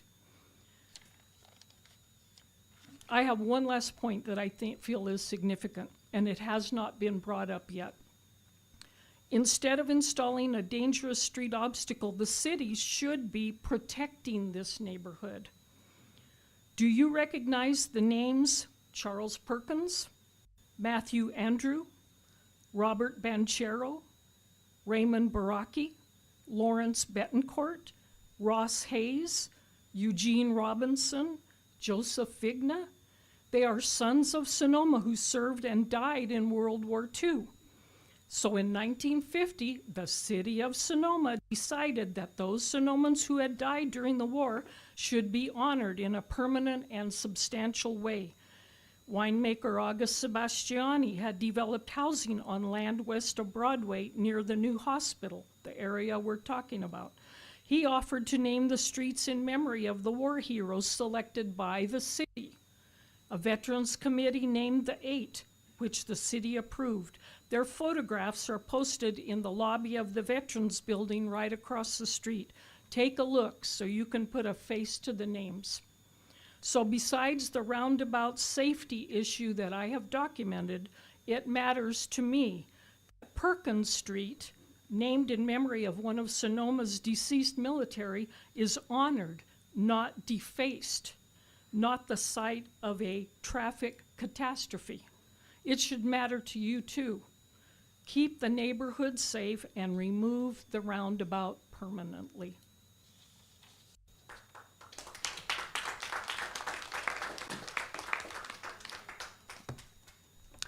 Hi again, Tom Conlon, live outside the city limits. As Eris Weaver mentioned, I serve on the Sonoma County Climate and Transportation Authority Citizen Advisory Committee. which is the body that recommends whether these projects should be approved for funding. So we've been watching this for at least 5 years. Government moves slowly. We are finally in front of you with a project.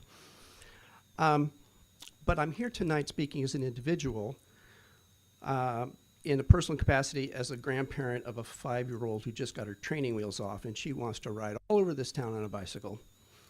And you have to say, you can't do it. It's not safe yet. So that's why I'm here, is to try and make this community safer. Following that last speaker, I cannot see how that speaker could say that currently Perkins is a dangerous street, or that this traffic calming improvement that's been so rigorously studied, and you have data to show that speeds have dropped, is going to create dangerous conditions. I just find that to be outside of the bounds of acceptable reality. Your data shows that the speed was at a max of 43 and it's gone down to 32 with that improvement. Now, many community members in the comments submitted to you previous to this meeting said that they see few cyclists on the route currently. That's exactly the problem that we're trying to address, is it's too unsafe to ride a bicycle through many parts of Sonoma. The other thing that was raised is that perhaps this is not the best location in the city for a traffic circle, that there may be other locations that are more deserving. I raised that concern myself back in October because this is a significant amount of money. It's taxpayer money. We have to spend it well.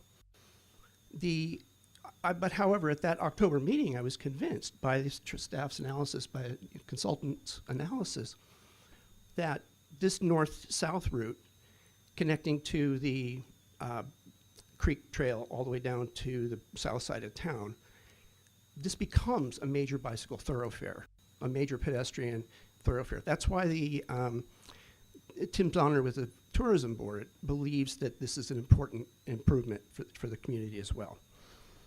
And so I have accepted that this is an important project and it was worthwhile to take the funds as a major project change from the Sasserini Class 1 bike lane and invest it in this street.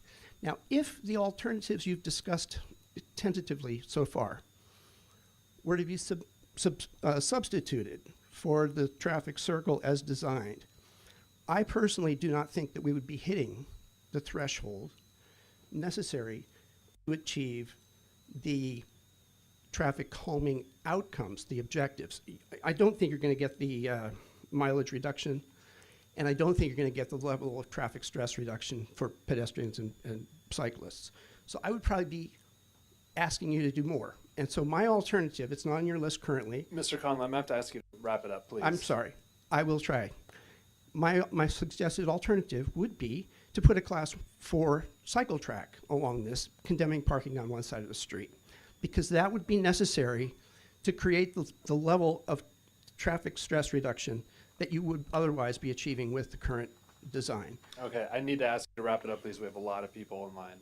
Understood. Please, So thank you for your consideration of my comments tonight. Thank you. And please, once again, please try to keep your comments limited to 3 minutes. Hi, my name's Christine Coonerth. I'm an occupational therapist in the city of Sonoma. I've only lived here about 6 years. I do driver training for seniors in an acute care facility in Sonoma. So I know we have a lot of senior drivers here. Before that, I did home health, driving many counties in the area, and I saw a lot of other traffic patterns, other crosswalks, painting in other counties that seem to be done very well. And since I've lived in Sonoma, all I see are faded and missing crosswalks. I see the kids trying to get across the street at Andrix and First Street West on their bikes. And it makes me really, really sad that a little kid, a first grader, can't even cross the street to get to school. They're trying to get to school. They don't know where the crosswalks are because the crosswalks are faded and painted and not painted. When I first moved in at Newcomb and Broadway, there were no crosswalks coming out of the high school. So how are these kids going to stop? So I started writing emails to a lady named Cathy Martindale, and she would CC a lot of people saying, you know, we need more paint, we need more paint. And I told her about the intersection at Andrix and First Street West. It's these little kindergartners are trying to get to Presswood. They're trying to get us across the street. There are no crosswalks, or they're so faded you can't see them. And that was a year ago, and still no painting has happened at that intersection. It really upsets me because I have a 9-year-old son who rides his bike in that neighborhood, and I think they're sitting on a time bomb.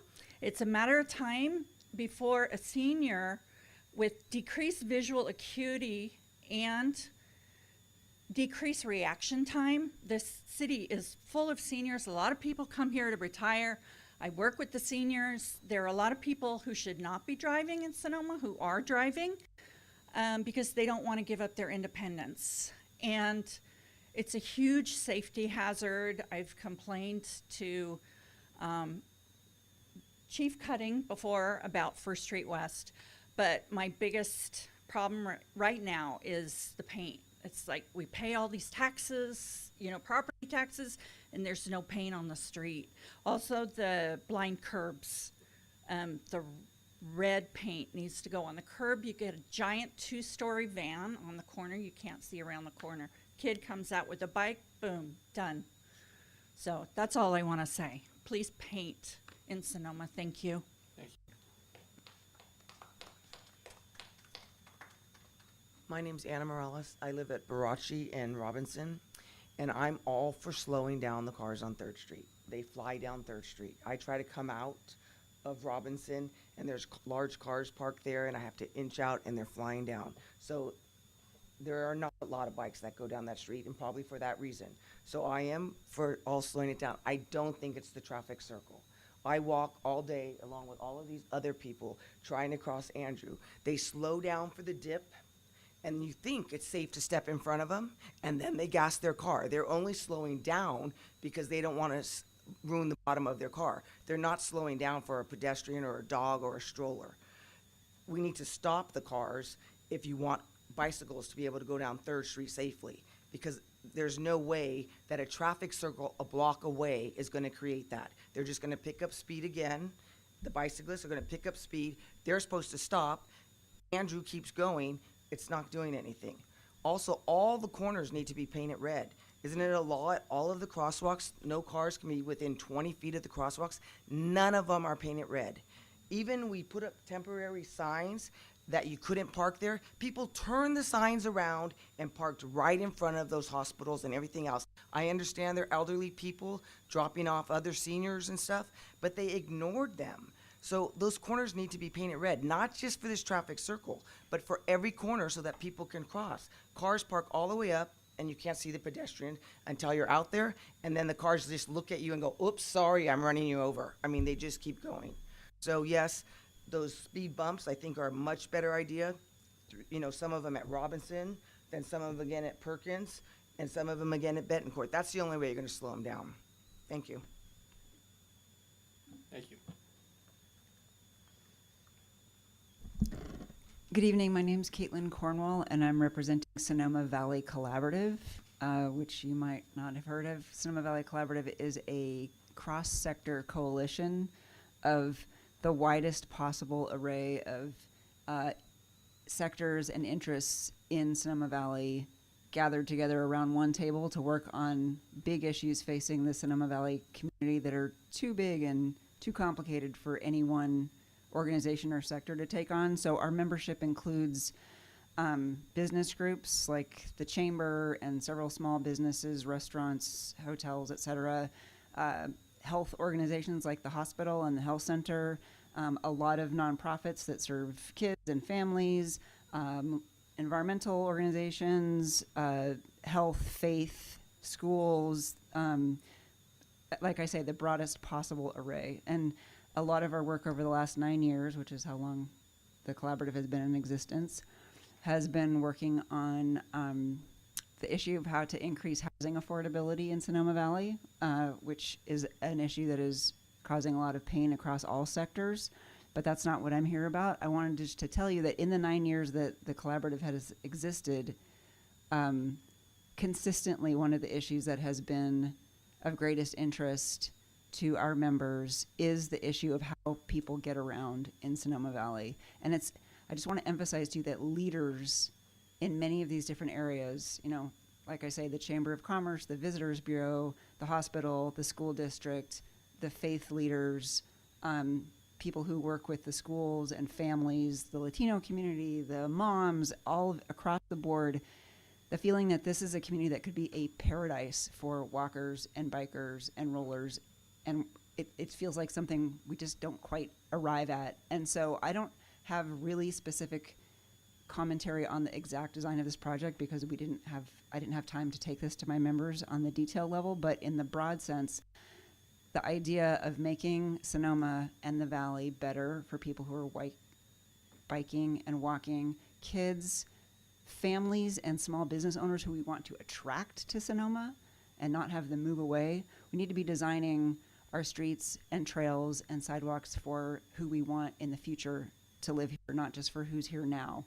And the idea of change is hard, but we've all been in many, many, many towns where there's lots of traffic circles and it works fine and people slow down and people get used to change. And if this is a good change, which my membership thinks that slowing traffic down and making it more possible to not just be in your car is a good change, that's what we would recommend. Thank you.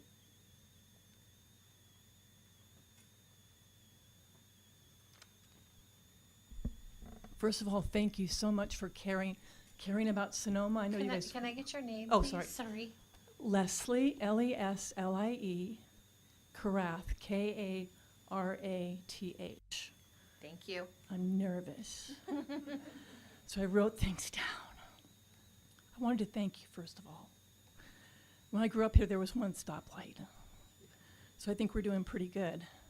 And there's going to be more building and more developments. So thank you for thinking about this stuff. I live right on 3rd Street West in Perkins, right where the roundabout is. And when I heard that it was going to be there, I thought, good. This is going to be a good thing because it's going to slow people down. It's been a cluster mess. And I know people will get used to it.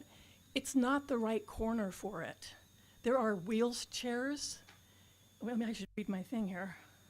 Oh, the picture of the roundabout on the poster for the Bike Boulevard project is beautiful, but it does not represent reality. At first, I was happy about the roundabout. Like everyone everywhere, I want people to slow down, especially on the street that I'm on. Seems like Sonoma's gonna have a bunch of speed bumps everywhere. From what I've witnessed, the roundabout has made things worse, not better. I love roundabouts, but not here. It's a residential street. Think about your house being right there where a bus comes right next to your living room. The corner's not big enough to accommodate pedestrians and vehicles. It's a residential street with many medical offices. I see wheelchairs, walkers, strollers, much more than bikes. I'm all for bikes, let's get the bikes. But I think it's even dangerous for bikes. We have trucks, buses, and by the way, not everyone slows down. Like maybe they're kids in their 20s, they speed up and go fast because it's fun. I did hear that buses and trucks could go over the thing in the center, but it's like, why? Why would you do that? That seems kind of odd. I understand that there are grants and grant money to be spent on projects. I've even heard it doesn't matter what we think, it's going to happen anyway. I think stop signs or speed bumps would make much more sense and be a much safer and smarter choice. I really am worried about the wheelchairs. There's a ton of them. And walkers, and like when a person's walking, just the way it's configured, it's dangerous. I look at it 24, like a lot, right there. I want to thank you though for doing your work. I really want to thank you for helping us because we're going to need it. We're 7 miles across and 22 miles long. And a lot of building is going to be going on pretty soon, like a lot.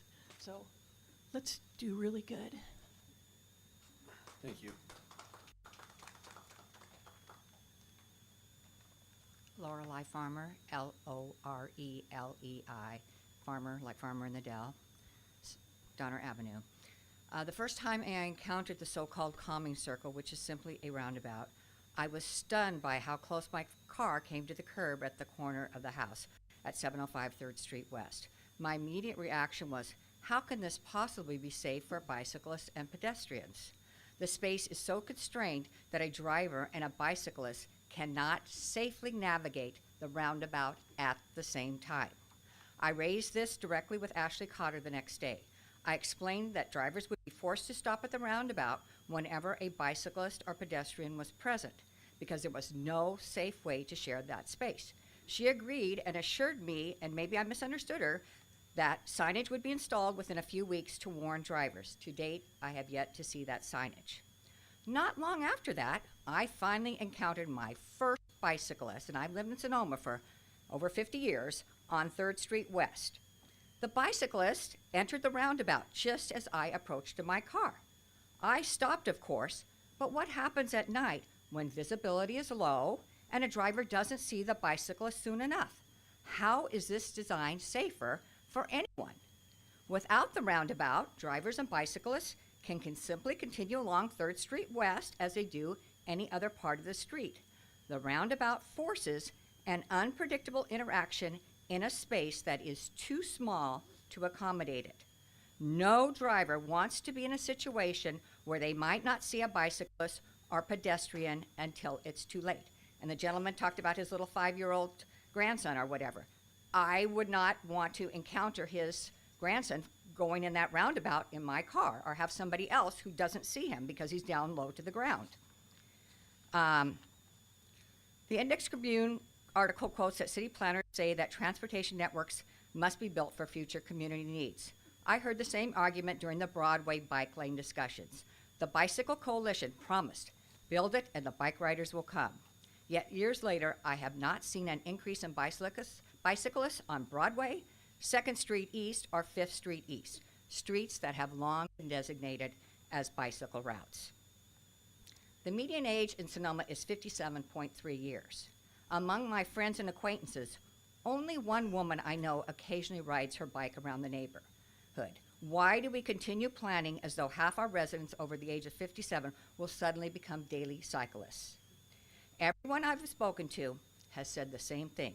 This roundabout is a bad idea in a location that is not big enough. Not one person has said to me, this is great, my friends ride bikes all the time. In addition, bicyclists must come from somewhere to use 3rd Street West. Are we going to be putting up roundabouts all around the city to protect the bicycle rider? We all want safer streets, but safety requires designs that fit the actual conditions of the neighborhood. This roundabout does not make it any safer for a bicyclist. In fact, and even the stroller, we saw somebody in a stroller, my husband and I. In fact, it makes it more dangerous. And I would like to know at what time you were at and saw 250 cars, because I would like to go the same time and see the 250 cars that you saw on Perkins Street. This is for public comment. We're not Okay. going to do a back and forth. Okay. But, Okay. Thank you. We will have a chance to discuss later. And once again,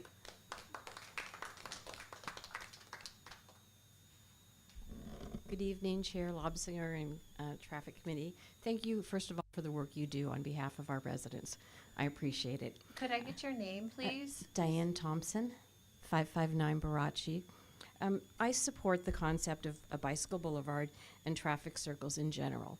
But the reason I'm here tonight is because I have concerns that have to do with the process of this project and the impacts on the neighborhood as a whole. There has been no direct notification to the neighbors. It's not necessarily required, but it would have been appreciated, or at least I didn't receive any direct notification, and my neighbors that I spoke to have not, and we would have appreciated it, and it could have made this process go smoother. Also, there has been no final plan for the project available to the public until the agenda was posted for tonight's meeting a few days ago. And so that is a problem just in terms of informing the public of what's going on.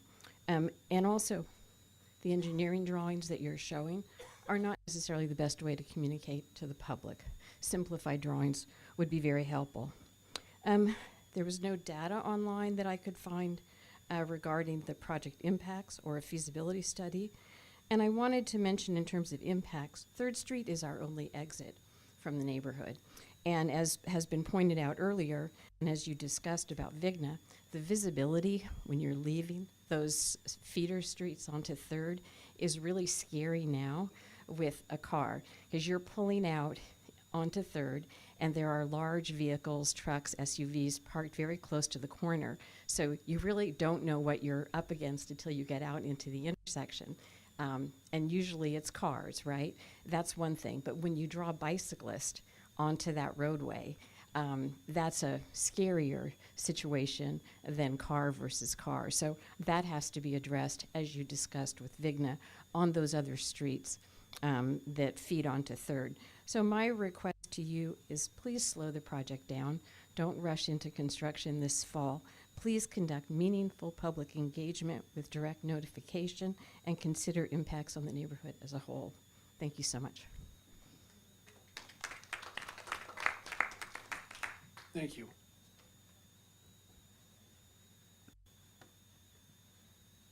Hi. William Newsom, Newsom. I live on 3rd Street West. I'm actually Loretta's neighbor. I'm a former engineer. I'm also a big advocate for bicycling. I love the project in general, but I'm very grateful for the temporary traffic circle because it's demonstrated just how bad of a solution it is for that intersection. I know a lot of folks called it a roundabout, and as I think Ashley pointed out, it's not a roundabout. A roundabout would require a much larger intersection. I think the engineering reports actually referenced that you couldn't fit a roundabout there. And I think it's too small for a traffic circle as well. Watching it every day, I do see a lot of bikes there actually. There's a lot of folks on, like tourists are biking around there all the time. Hopefully we'll get more bikes. But seeing like the buses, the Sonoma County buses that come through, when they come through, I don't doubt that they do slow down. So the data's probably right that we've gone from whatever it is, a high speed of 40 to a high speed of 30. But when the buses go through the intersection around the circle, they're swerving almost into, if we had really good, marked crosswalks, it would certainly be into the crosswalks there. It just seems very dangerous. This is me speaking anecdotally, but we have folks on wheelchairs, we have bicyclists, we have lots of little kids, lots and lots of people walking their dogs, and it just seems like a very dangerous intersection with a traffic circle. I don't really understand the mountable aspect of the permanent solution, and I don't really know how buses would, I guess they would just drive straight through and bump up. But it seems like a poor solution. I would just suggest that, as I think some of the folks here have discussed, get rid of the traffic circle, throw a couple speed bumps maybe on either side. We talked about 3 sets of speed bumps, maybe make it 4. And that feels like a much more workable solution that would still slow things down. I'm at Andreu and 3rd Street West. That's a bad intersection. I know you said it's like close to a stop sign. We see and hear people blowing through that intersection all the time. I love the idea of reversing stop signs or putting in a 4-way stop. I think that will really slow things down. So yeah, overall, very much in support of the project, but this circle just doesn't make any sense. Thank you.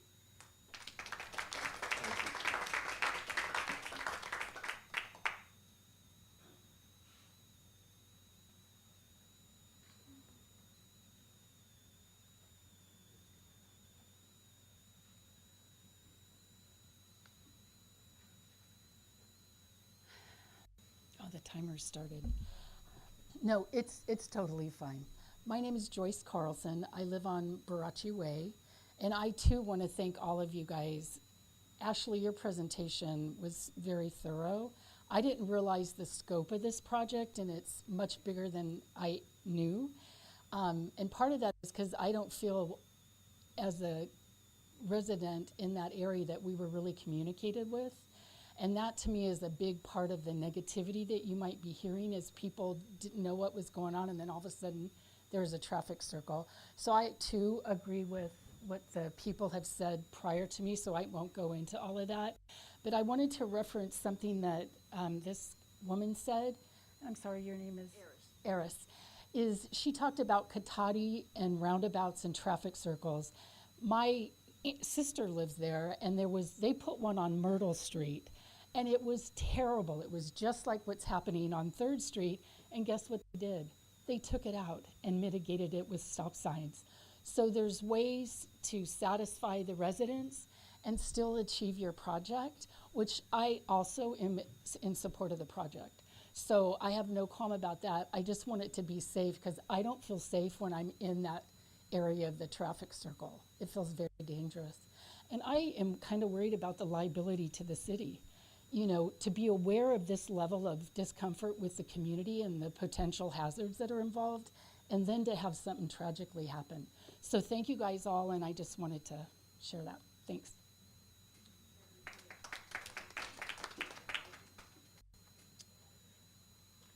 Good evening. Chris Woodcock, 235 West Spain Street. Is it possible, can I direct a question to the chair really quick? Yep. Is it possible to not clap? I know that we can raise our hands or something, but, you know, it's just clapping is kind of encourages one type of belief. Just a personal, you know. Anyways, I just wanted to speak about, well, thank you. I just appreciate, you know, we just respect each other, and I think that that's an important thing. And I have a slightly different take on it. I'm encouraged by the overall design. I spoke about it in October. I thought it was clearly presented to us. Like, I had all this information. I saw the design in the October meeting. And I just, whether or not this is the right design for this spot, I just really am encouraged by what the engineers came up with for this. I would really like to get away from stop signs and speed humps if possible. And I think, you know, going through there, I ride a bike, I drive, I walk through there. And I think it's a great opportunity to try something that we have not been able to do. And I've been pushing for this since I was sitting on this committee for 10 years, chaired it for 5, and also sit on the Sonoma County Bike and Pedestrian Advisory Committee. And this is something that's happening in the county. And I think it's something that we need to think about. I forget who it was, Caitlin was talking about it. But we need to think bigger in terms of the different things. And I agree with you guys totally that a temporary roundabout is like horrible. And I think that that is resolved when we get to the actual design. And I find that, like, I'm really against what we've done on Spain Street by putting up signs. I find that, you know, things like that don't really work. More signage, not such a good idea. Because with the speed sign there, you know, whatever that is, it's a dynamic speed display. People slow down at first, but then they learn that habit. And so I want to get away from thinking about stop signs as an opportunity. And to me, it looks like it'll fit. The designers, or everybody seems to think that it works in terms of the engineers. And I would just encourage us to go with something like that. And there's better, I feel like the crosswalks are better lines of sight. People were talking about safety there. I think it's improved safety overall, based upon my reading of it. And I think confusion a little bit, where we have to question what's going on, that's the importance of a traffic circle, definitely not a roundabout, that we have to kind of question which way to go, look to the arrows for people that are new to this. But once we get this design in, it's going to change, and overall, people will be comfortable with it. So I'd like to maintain the design that we have, understand the, you know, how change is really difficult. And just want to encourage everybody on the committee to take that into consideration when you guys are looking at this and bringing it to committee. So thank you very much. Thank you.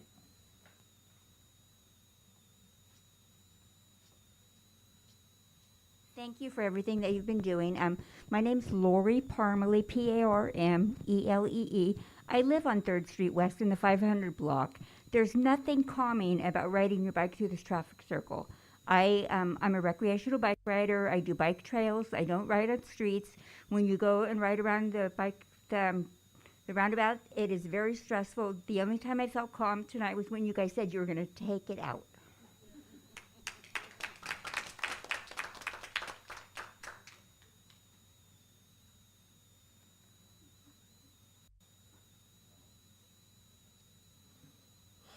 All right. Got up.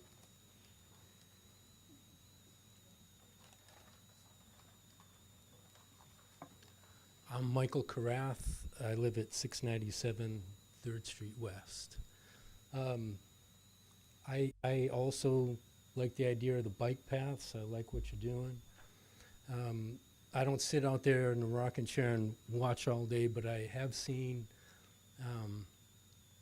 there are some cars that just go through there like it's not even there.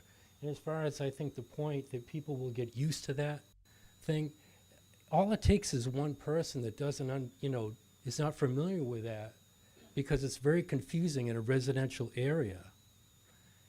And it's not the right place for it. There is a lot of people who aren't from the area. Those are the people who are going to be very dangerous driving around the thing. And I'd like to know, why wasn't the stop sign studied first? Because I think you would find the same reduction in speed or the speed bumps as well. Why did it go right to the roundabout? It seemed like the stop sign or the bumps there would be a lot less expensive to study first, and if you didn't get the speed reduction there, then you'd go to the next step that would be more expensive. Maybe I missed something on that, but I would like to know why the speed signs weren't studied first or the bumps put down first. I think there's this big rush for this roundabout. I don't want to, say the same things that other people have said. They work in some places really great, and sometimes they don't. And I don't think I've ever seen in my whole life a roundabout, or whatever you want to call it, in a residential area.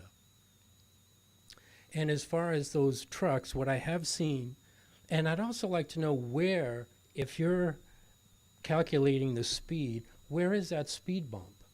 Is it before? Is it after? Is it right at the? I don't know. That's something that I would definitely like to know. I just think it would be a bad idea.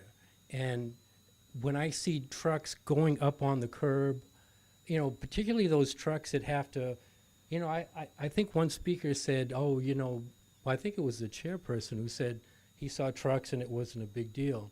But if they have to do that turn where it's like you're turning past 3 streets, they're like, those things are like on 2 wheels almost, trying to navigate around. It's very dangerous, and the sight lines are really bad. That's all I have to say. I really hope you reconsider this. It's not a very good idea. I just think those other stop signs and the bumps should have been studied first. Thank you. Thank you.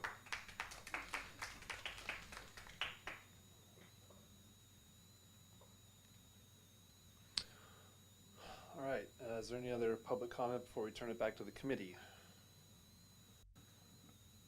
Okay, seeing none, we will close public comment on this issue. I will turn it back to the committee for discussion. And I think I will start on this one. I'm all for bike boulevards, and I'm all for traffic circles, and I think this traffic circle has achieved its purpose of slowing traffic down. So I believe all the data. I also believe that it fits the specs. I trust the city that the specifications are correct. I also walk down 3rd Street every day of my life, sometimes almost every day. I recognize a lot of the faces in the crowd. I'm the one that's walking really quickly with my dog. It's pretty much the only exercise I get. I think on paper it checks the boxes, but it doesn't pass the eye test. Every time I walk down 3rd Street, I walk on the east side, so I'm gonna call it the Whole Foods side. I walk back and forth like I said, every day, except for when I'm walking down Mallet and Friar Creek. And one thing that I noticed is that when I'm crossing Perkins on the 3rd Street side, I have to stop at the corner, and Miss Farmer said, unpredictable interactions. So I have to stop. I stop, and I don't know what the cars that are driving straight, I don't know what they're going to do, because no matter what, they're going to have to make a veering movement. And anybody who's a police officer in this room knows that sometimes people don't use their turn signal, so you can't trust them. We can't prevent everything. I know stop signs aren't always the solution. I do think traffic circles are a progressive way of looking at this, but this one doesn't pass my test. I want to trust the process, and I want to see this come to fruition. I don't know if this is it. during the week, I'm walking just myself and my dog, but on the weekends, it's my wife and my daughters, and pretty soon my daughter's gonna be going to school because we live right by the hospital, and they go to St. Francis, and they're gonna be walking and riding their bikes. And just that intersection alone, I don't feel like this is the perfect solution. So I'm all for alternative solutions. I'm not completely out on it, but I'm fairly close to out on it. I think there are better options. I do know what Mr. Woodcock is saying about stop signs. We as a committee know that they aren't the true solution, but maybe in this case it might be. And in terms of people not seeing pedestrians, bicyclists, part of the goal is to make this a bicycle and pedestrian more safe corridor to get people off of Broadway, 2nd Street, whatever it might be. So I'm all for the project. I think the project is a great idea. I support it completely. But I don't know if the traffic circle is the right answer, and I'm really, really interested in alternatives. And that's all I'm gonna say for right now. I have to agree with you, Adam. I don't have a dog in the fight. I don't live in the area, but you have to listen to the neighbors.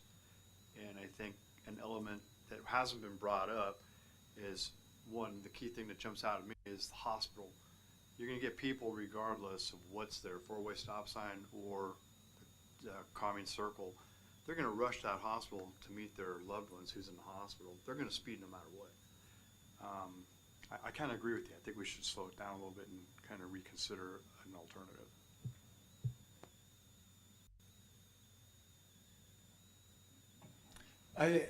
You guys have heard me. You guys haven't. No big deal.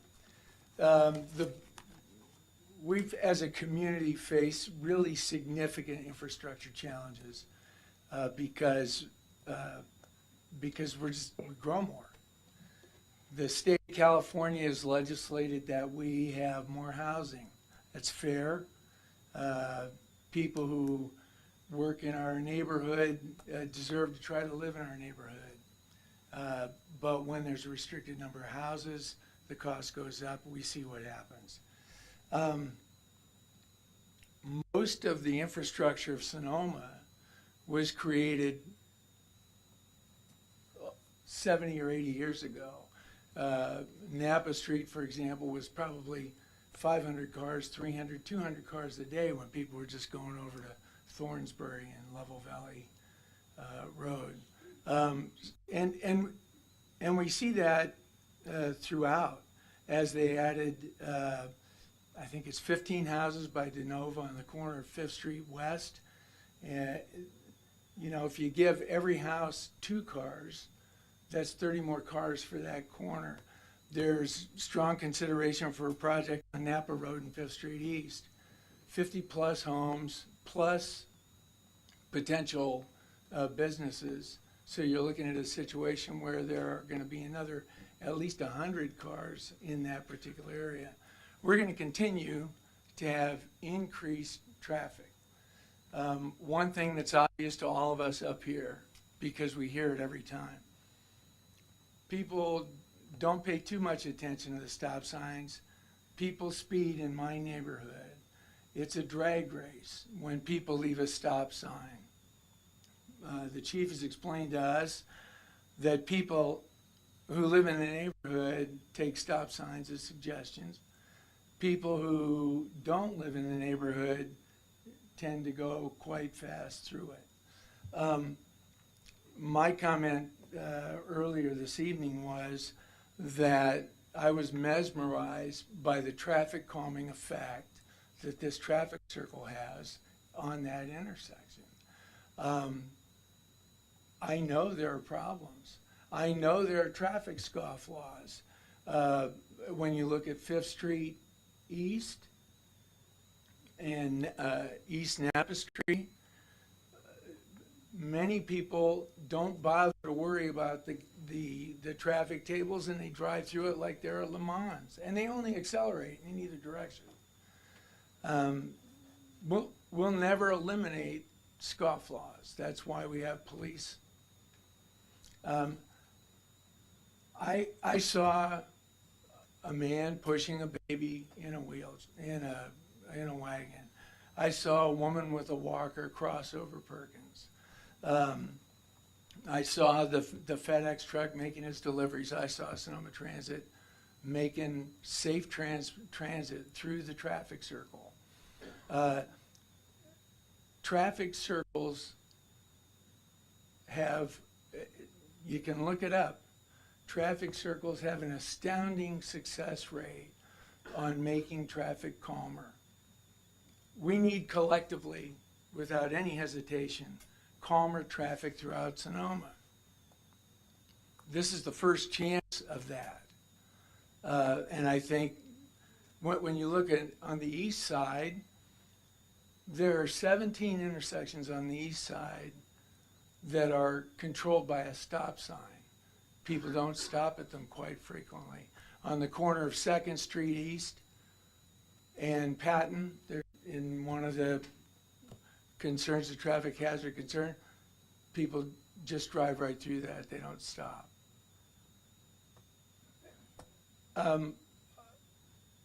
I don't have a horse in it either. I don't live in the neighborhood.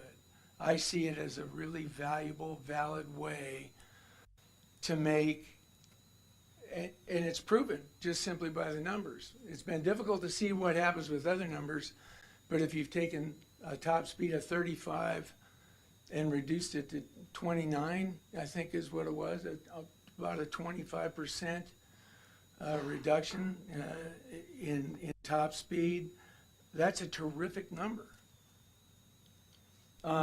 Is it absolutely perfect? No, nothing ever will be. We can go live on 10 acres of property and be by ourselves, and that's it. But we live in a community. I hear you. You don't like it.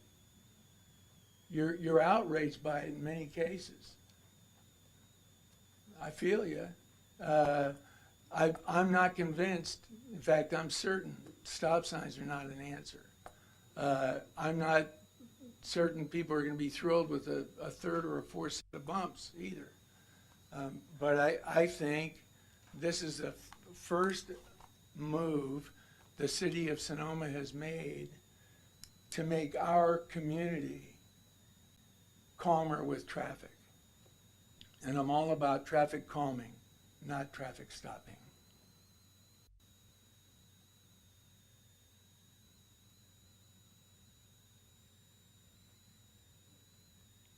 I don't want to belabor this anymore. I just want to first and foremost thank all of you for coming today. Regardless of your stance, whether you're pro or con for what's happening, it takes a lot for a community to get involved and to voice your opinion and for the petitions and whatnot. So we hear you loud and clear on both sides. I also want to thank the city. I know, Ashley, that presentation is extensive. And so the level of detail that you put into that today is very helpful. I think there's two things that I want to point out. One, we have a bigger issue at hand, and I think this is what our committee is here to do, is to really take a look at how do we address the issues of speed, right? And the fact that people need to get around. I'm a mom of 2 kids. Both of them just started riding bikes, and I get nervous in certain areas of Sonoma because I don't know if they're going to, I don't want to be the one to receive that phone call. So I do think that there's things that we do need to look at our higher level. I also am not a fan of putting stop signs everywhere, but it does make sense in certain places. I don't support the traffic calming circle, not a roundabout, but I'm not in support in this specific location. I think that we should look into other alternatives. But if it does make sense for other parts of Sonoma, clearly the statistics are there that it serves a purpose. So I'm happy to look into other initiatives around that.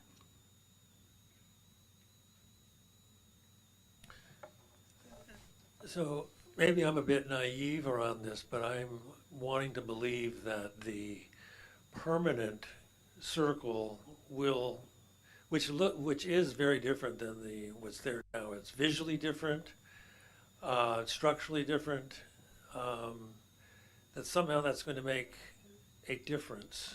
I'm very familiar with traffic circles in residential neighborhoods. I worked in Berkeley for 35 years. You want to talk about traffic calming measures, drive through Berkeley. They've tried everything. Some of it has worked, some of it hasn't worked, but there's lots of traffic circles in Berkeley neighborhoods, and it's effective. And I guess what I'm a little confused about is the comments about vehicles not being able to traverse that area. It seems like if it's been engineered, that should be already have taken into a consideration, that there be problems actually making the turns. I'm a little bit confused how that could be if in fact there is enough area to put that in there. So, but I've heard those comments, and I believe you've witnessed it happening, and you have videos showing it. But anyway, so that's where I'm at. I'm not totally sure that it isn't the right area, because I think it's been studied, and I think the argument for where it is makes sense. But I'm also open to considering the fact that maybe it isn't. So those are just my thoughts right now.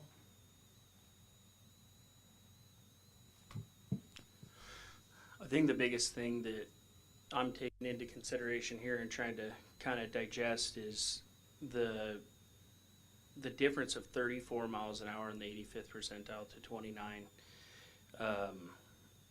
Sure, it's 5 miles an hour different, and we're slowing things down, and that likely would increase with the additional cushions and things like that. But adding the potential pedestrian or bicycle conflict at that intersection is pretty concerning to me. I've seen firsthand all of the potential collisions that could occur, and I don't think that getting hit on a bicycle at 35 or 34 miles an hour versus 29 is going to make a huge difference, but increasing the potential likelihood of a conflict at the intersection is what I see as the biggest threat. And as Chair Lobsinger said, just the unpredictability of, is this person's turning movement because they intend to turn right here, or is it that they're navigating the circle? The stuff that I've seen, intersections, whether it be vehicle ped or what, or vehicle bike, that tends to be where the worst outcomes are for the pedestrians. And so I that's what I'm kind of struggling with on this circle, is I think that it potentially introduces conflict where currently there is no conflict.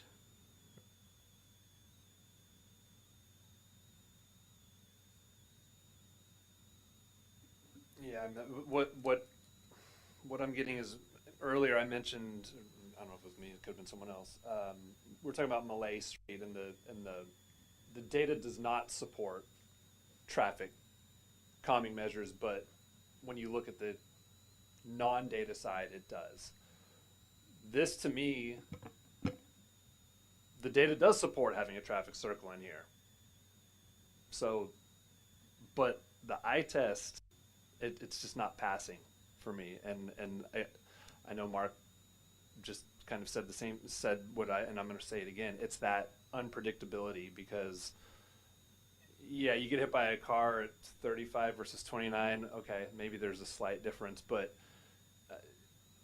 you're trading, the trade-off is you're increasing for a greater likelihood of something going wrong, and that's whether minor or not. I don't want any collisions right there, and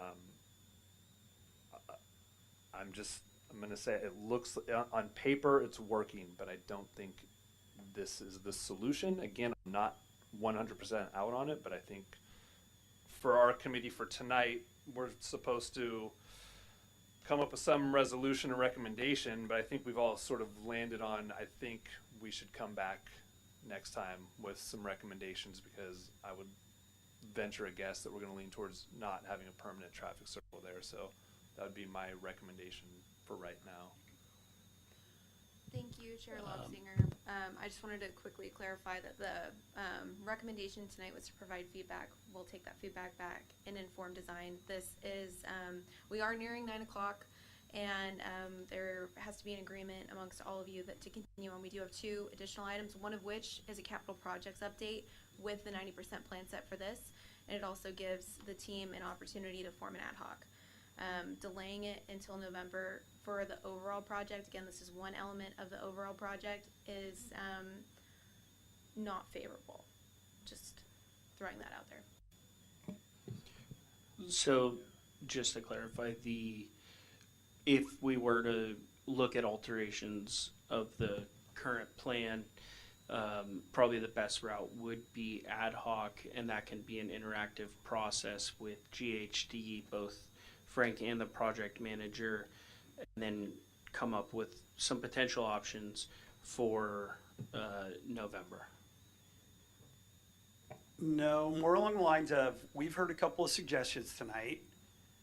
We could have GHD draw something up, present that to the ad hoc, and if it passes the test of basically what we heard tonight and the ad hoc favors it, we're going to make the changes to design and keep moving the project forward. Yeah, I'm keeping an eye on the clock too, and I know that we still have more items to go over, so I'm all for creating an ad hoc and moving on to the next item. We can do that. As you guys figure out who wants to be on the ad hoc, which usually would take place after you establish the ad hoc and within this item, just please keep in mind it's probably we were gonna want to have the ad hoc happen quickly. Sooner than later. Yes. Yeah. Okay. Do we? I forget. Do we need a formal motion for an ad hoc? No. No, you can just choose to and then volunteer. Okay. I'm choosing to do an ad hoc, and I will be the first volunteer. I'll be 2. I'll be 3. So that was Adam, Greg, and Peter. Oh, I would be happy to. Yeah. We can't have 4. We can only, have 3. So. Okay. Do you want?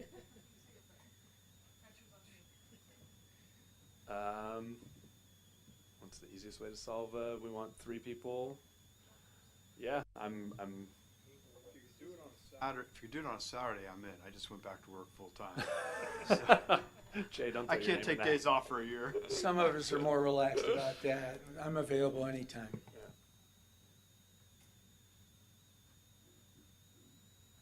So, I'll just address, I think that having the ad hoc make the final decision on what the alterations would be, I think that is a disservice to the committee as a whole and the process, as well as the public, just in the interest of having an open meeting. And I think ad hocs are obviously a great tool for getting things done, but my concern is that it defeats the purpose of open meeting and that kind of interactive process, and also shuts 3 of the committee members out of a very interactive item, probably one of the most that we've had in recent time. So that's my only concern with not bringing it back in November. We're talking about, a couple of months. We don't have to spend the money right away, as was said earlier, but if we're talking about a minor alteration. If I could jump in real quick, we've done it once with this issue already. I'm happy to do it again, a special meeting. Because it seems like a lot of people want to be involved. 3 might not be enough, and will be a final product with an ad hoc. I think we would still have to vote on it as a committee, but I would say a special meeting. Does it make a difference? I mean, we all want to be there, so can we all meet? Or does it need to be a public It hearing? needs to be public. It needs to be public. So yes. it's either ad hoc and advise or special meeting among all of us. I think the reason, in terms of delaying the, okay, let me go back. As we've discussed before, this is part of a larger project, right? This is one element of a project, an overall project that is being funded by Sonoma County Transit Agency as construction. And so that is the interest of moving the whole project forward. Not being able to present and bid a final plan set puts us at a disadvantage. And so I'll just leave you with that. Can we do an ad hoc and then come back with a special meeting? Yeah, that can happen. Regarding a special meeting, one of the things that we could do is we could put together a draft set of plans to present a couple of the alternatives that have been discussed tonight, present that to an ad hoc, and then basically present that in a special meeting in the short term. I mean, I would say if we're going to do a special meeting, I would eliminate the ad hoc. I don't know what kind of time the city needs for us to have a meeting, and I don't know how much time Public Works and the design engineers need to put together a couple of alternatives. But if we can do, let's just say it's a month, you know, because time is of the essence, I think an ad hoc and a special meeting is a little too repetitive.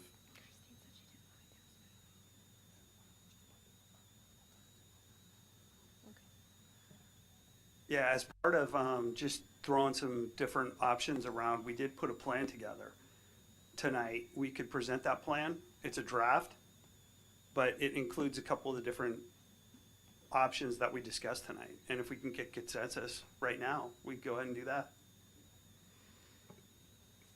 I'm okay with that. And as far as the 9 o'clock thing, that's, if you guys agree to do any new things after 9, it's all dependent on you guys voting on that. It's not like 9 o'clock, we're done. It's up to you guys. But I also realize everybody's had a long day.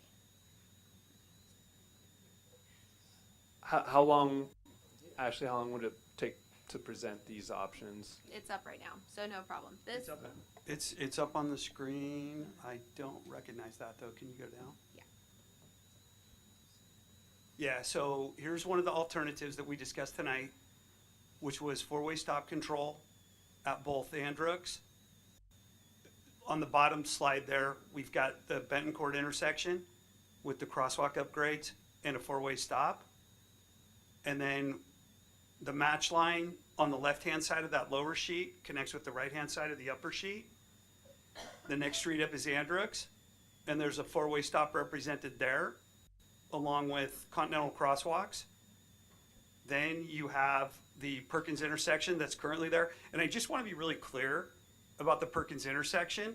The red striping that's shown there, that's not taking away any parking that isn't consistently already taken away with state law AB 413.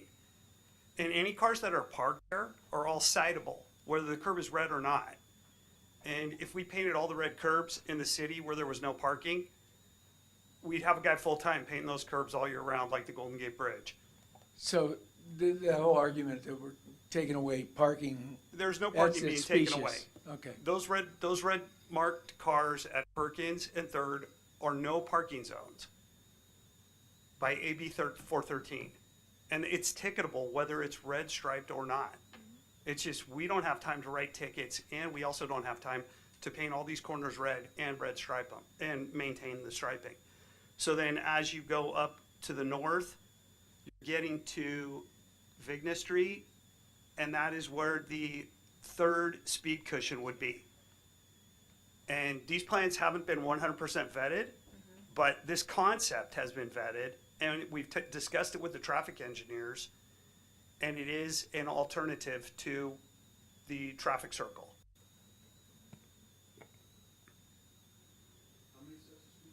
How many sets of speed bumps? Total of 3. Currently in the plan set, there's 2 right now. Right. And those 2 are shown. Actually, yeah, one is shown there at Church in between Napa and Spain Street. No, that's okay. And the third one is south of Napa Street. And those 2 speed cushions that are on 3rd Street that are north of Perkins are about symmetrical to where you're dividing it up into thirds. What was In that- between was there a Perkins, fourth? in between Perkins and Napa Street. Was there a fourth cushion? No. Suggestion? No. Okay, I thought someone's. Well, not in this alternative. And this is an alternative that hasn't really been tested. I mean, it's just, We're not necessarily in the business of testing things that we're about to implement. Okay, we put in temporary speed cushions on Napa Street by the Catholic Cemetery at 5th Street East. Those are still in today. We're going to be finalizing the keeping those in, but bottom line, we're not going to spend a whole lot of time putting in temporary speed bumps. We're going to vet the location, and then we're going to put the speed bumps in. The traffic circle was something completely different. And the reason that we put it in was we wanted to give everybody the opportunity to see what it looked like, to test it out, and to give comment. And I think it was super successful in that. This is the most people we've had at a traffic safety meeting in a long time. And we appreciate that. And we appreciate all your time tonight, and we appreciate all your comments and all the time that you spent on that. And I mean, we appreciate it. That's from the heart. And basically though, we're not looking at, if we put another speed circle in, darn right we're putting a temporary one in first. Because we want the input from the public. We want to see how this thing works with our own two eyes. I've spent time out there. I've watched the videos. I've read all the correspondence that's come in. And I've listened and I've heard. But the bottom line is that something like a traffic circle, you have to put up a temporary. If we're going to propose to put a speed bump somewhere, we're going to put it in. And we're going to vet the location prior to doing that. And it's going to be in response to people wanting it, like on Malay. So this type of a scenario we have discussed extensively with the design engineer and the traffic engineer that are both here tonight. And we can take further comments or questions about these. And we've already vetted the fact that we believe this is going to have a similar effect. And based on what I've heard tonight, I think that Androoks is a candidate for a four-way stop regardless of what. Because when, people are going there and you're not sure if the car's stopping or slowing or going through the dip, that's an issue. And I've heard that. And we have a similar situation at Betancourt. And so I feel like based on the discussion I've had with the project engineers, the traffic engineer, the design team at Public Works, I'm comfortable moving this forward as the item for the Traffic Safety Committee to approve or to make a recommendation on, or actually give me feedback. Can you? Go ahead, Mark. Sorry. Can you show us the Andrix and Betancourt mock-up in this proposed plan? This is Andrix, and then this is Betancourt, right? Yeah. Can I ask why there's only marked crosswalk on Betancourt and Andrew are only 3 and not 4? Frank anticipated my question. Yeah, so that's because of the ditch itself. It's concrete and thermoplastic, even paint doesn't stick to concrete, especially when it's going to carry water. So state law doesn't preclude somebody from using a marked versus an unmarked crosswalk. Not marking it doesn't mean somebody can't cross there. The preference would be to use the marked crosswalks. As we've heard through public comment, people want something that they can actually see and utilize. If, again, not fully vetted is, do we need to put signs up that now say that is not a crosswalk? And I'm hesitant to do that, but that would be the alternative, is that it's not marked and it's not a crosswalk, or it's not marked because it would just fall apart and it is still a crosswalk. It's the always stop that's really, we wouldn't, for instance, you don't mark for the crosswalk with warning signs when it's an always stop, because the stop control is the control. You guys, But there'll be a limit line. there would be a right? There'll limit be a line. limit There'd line be a which stop makes it. legend. There'd be a sign. Yeah, anything inside the limit line would be the crossing area. Well, even think about it this way: the gutters often look like a crosswalk, right? So what you're saying is if we move forward with this, I would have to walk on the west side of 3rd Street. Frank, one quick question, just kind of with Ashley's presentation of the whole concept and trying to facilitate this being a bike boulevard. In your opinion, if Andrix becomes a 4-way stop, if there was an opportunity to put cushions between Betancourt and Andrix, would you see it necessary to have a 4-way stop at Betancourt, or could we do that reverse with the stop sign there to help facilitate that and make it only one, stop for the bicycles or, traffic in the north-south in that area, as opposed to, just, it seems clunky from the concept point of it being a bike boulevard if you're stopping at every intersection. Yeah, other than the fact that the stop sign itself is what's relegating an equal bite for the cyclist. With the work that we do from a bicycle perspective, it's at least an opportunity. It's not the perfect opportunity, but it's a better opportunity than the indecision of the vehicles slowly going through the intersection because of the swale. So that's where it adds a little bit of order to everything. I think I saw Mike kind of squirming a little bit because not squirming, we discussed that. Could we do potentially the other speed hump between Betancourt and Andrix and not do the all-way stop? It's an option. That's one of the things. We kind of went with the full because I knew I had this, we had this in hand. So that's where we kind of sat. That's the a la carte. It's a sum of parts. So if we don't do the all-way stop or we reverse the stops at Betancourt, we need to do something else. And is it potentially one additional speed hump? Is it a second one? Probably just the one, but holistically. Well, and we've got the project engineer on Zoom also. Roman, are you there? Yes, I am. Can you hear me okay? Yeah, we can hear you just fine. Did you hear the question that was just asked to Frank? And have you had the time to look into additional speed bumps south of Andrix and possibly in the Betancourt area so that that stop sign could potentially be eliminated at Betancourt? We've looked at it as a high-level option. And by the way, just a quick introduction, I'm Roman Beltran with GHD, civil engineer of record for this project. So we've looked at it as a high-level option, agreed with everything Frank stated, that if we we abandon the option of always stop control, then we do need another traffic calming measure, either before or south of Betancourt or between Betancourt and Andrix. From an engineering standpoint, the always stop, in addition to the order it's providing, it's also providing predictability. It removes all ambiguity from those vehicles that are decelerating at the speed bump, and at the same time giving the bicyclist an equal shot at crossing the intersection. So I'm a little torn between,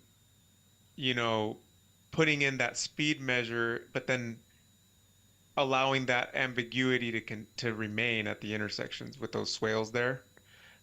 So I think I have to sleep on that one a little bit, but I tend to favor the always stops versus the fourth speed cushion at this location due to that, the removal of that ambiguity that we're discussing. Okay, thank with you. bikes, the challenge with the bikes is, as a bicyclist, the stop sign is a suggestion, because you don't want to take your feet out of the clips. You'll slow, you'll pay attention, but I've seen people not pay too much attention, and that's my concern about a four-way stop over, at least with the speed cushions, the bicycler is still gonna have to pay attention as they go through the intersection, but the ambiguity is actually, to me, less, because there's no stop sign. Is the guy gonna stop? Is the guy not gonna stop? Yeah, and just if we did go without a four-way stop at Benton Court, we would still reverse the stop control, meaning Third Street would have a clear route for bicycles and cars. There wouldn't be any more ambiguity with the dip. There would be a stop sign there. And if we could come up with a secondary location, fourth location for another speed cushion, it's something to consider. I mean, my thought is if this truly is supposed to be a bike boulevard, the bikes that are coming from the Friar Creek Trail and in theory heading to Vallejo's home already have to stop at Betcourt and Andrew Street. And really what you're doing is giving that added protection for east-west traffic to stop and making it getting rid of the ambiguity. So I think bicycles are gonna have to stop regardless if you're truly traveling down the bike boulevard. Not if there's a stop sign on. If there's a stop sign on the cross I'm street. talking about the plan that's in front of us where Bettencourt and Andrew are four-way stops. Right, so my thing is, I'm trying to suggest you just do the cross street of Bettencourt gets the stop signs and you get the speed cushions and then that one four-way stop, grudgingly, that one four-way stop. I would also say that we are running up on 9 o'clock, and so there's a couple of things. I think we do need to do the report out for capital improvements.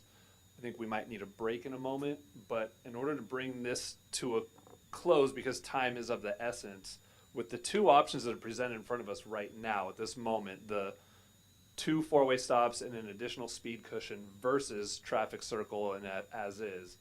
If we need to make a decision right now, I'm of the opinion I would favor what is on the screen, the 2 four-way stops. What happened to the cross street of Bettencourt?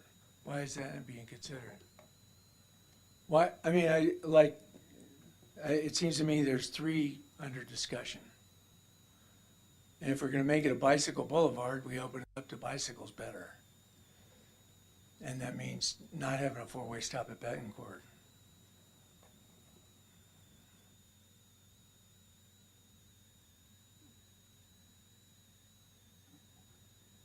I think a possible way to move this forward. The original intention of the agenda item was to get feedback from the public, get feedback from the committee, and incorporate into the final design.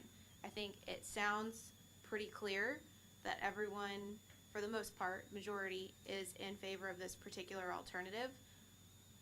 The nuances between the Bettencourt all-way stop and possibly adding in a speed hump is something that we could work through in design and would probably not impact, I mean, it would impact, but things that we could work out in design if the overall you guys are supportive of this concept, we could move forward and hammer out the minutia of this.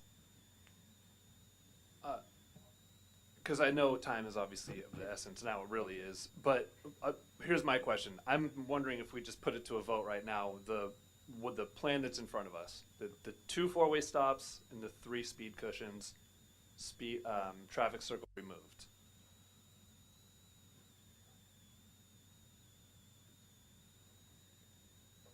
Yeah, that's what I'm saying.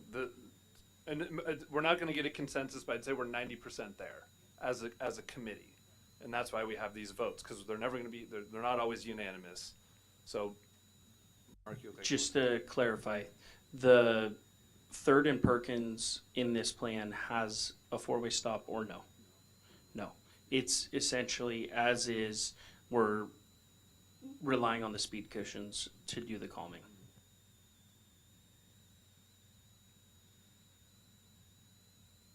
my question to Public Works, because I know we have to go through the county and speed this process up, would it benefit Public Works and the city and everybody here right now for us to come up with, to land on an idea right now? Ideally, if you could provide feedback, right, and that makes it better for us to update the design, right? From the county perspective, we could take that. We have a technical advisory committee meeting on Thursday. We could do a report out, let them know about, the community and committee feedback, what the preference is, and then work out the amendment. That would probably make things go faster. But Yeah. we wouldn't have until our next meeting in November to make a final decision. Correct. If That- you didn't make a decision, I just want to clarify, the overall, there is no vote required from the committee. And that is not me discounting or Yeah. Public Works discounting the feedback at all. That is not, we absolutely value the committee's feedback, we value the community's feedback. That's a big reason why we did the temporary traffic installation. However, it would be great to have your feedback in that you are supportive of the alternative. It would be wonderful, but you don't necessarily need to vote on it. So I guess to put it differently, assuming we're removing the traffic, assuming the traffic circle isn't a permanent aspect, can Public Works move forward without any vote from the committee, whether it's tonight, October, November, or anything? Yes. Because you've received our feedback. Yes. Then I'm okay with that, because our feedback has been given and then some. Great, thank you. Unless somebody is opposed to that. I think. I'm saying no vote. The goal was for feedback. We've had plenty of feedback, and it also gives Public Works isn't going to be bound if we don't make a recommendation tonight or at all. Correct. Everyone's feedback is absolutely going to be included in the design. The final design will probably be somewhat similar to what is in front of you. Okay. I'm okay with that. All right, let's close out this item. Yeah, and just Oh, to be Mike, we clear, were so close. I just want to make sure that we do have different opinions by the committee, and we cannot incorporate two different opinions into one intersection. So we're going to take it back to engineering. We're going to go through the process. We're going to come up with a final design and move the project forward. Perfect. Thank you. All right, let's close this out. It's 9 o'clock. Two things. We do need to do the capital improvements. Is the committee okay with continuing to press forward with the needed items? Yes. I'm going to say yes. Second, do we need a water break, personal break, 5-10 minutes? Let's do a 5-minute break.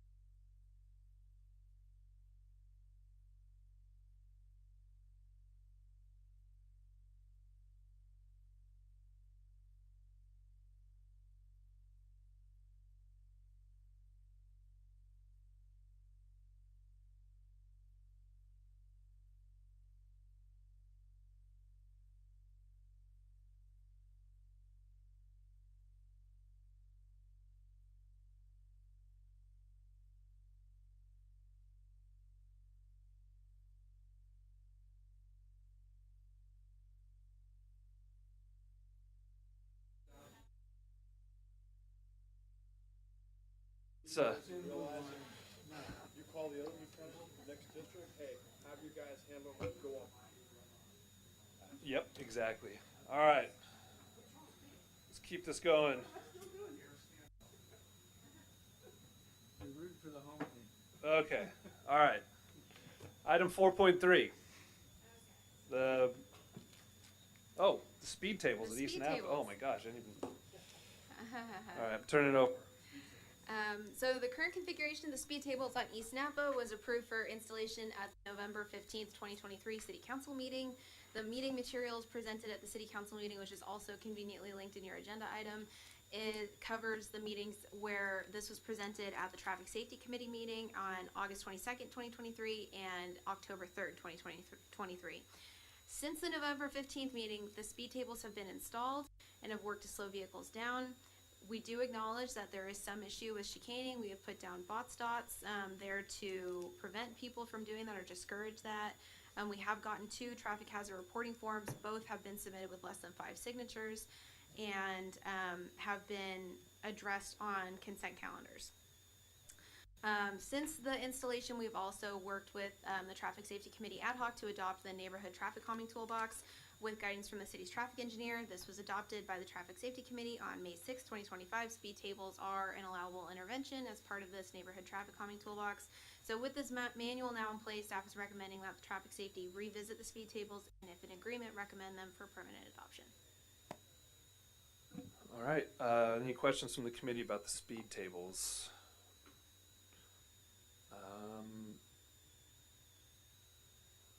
All right. I guess I'll open up to public comment then. I speak in favor of making the speed tables permanent. Noted. Perfect. Does Chief Cutting have any feedback on that?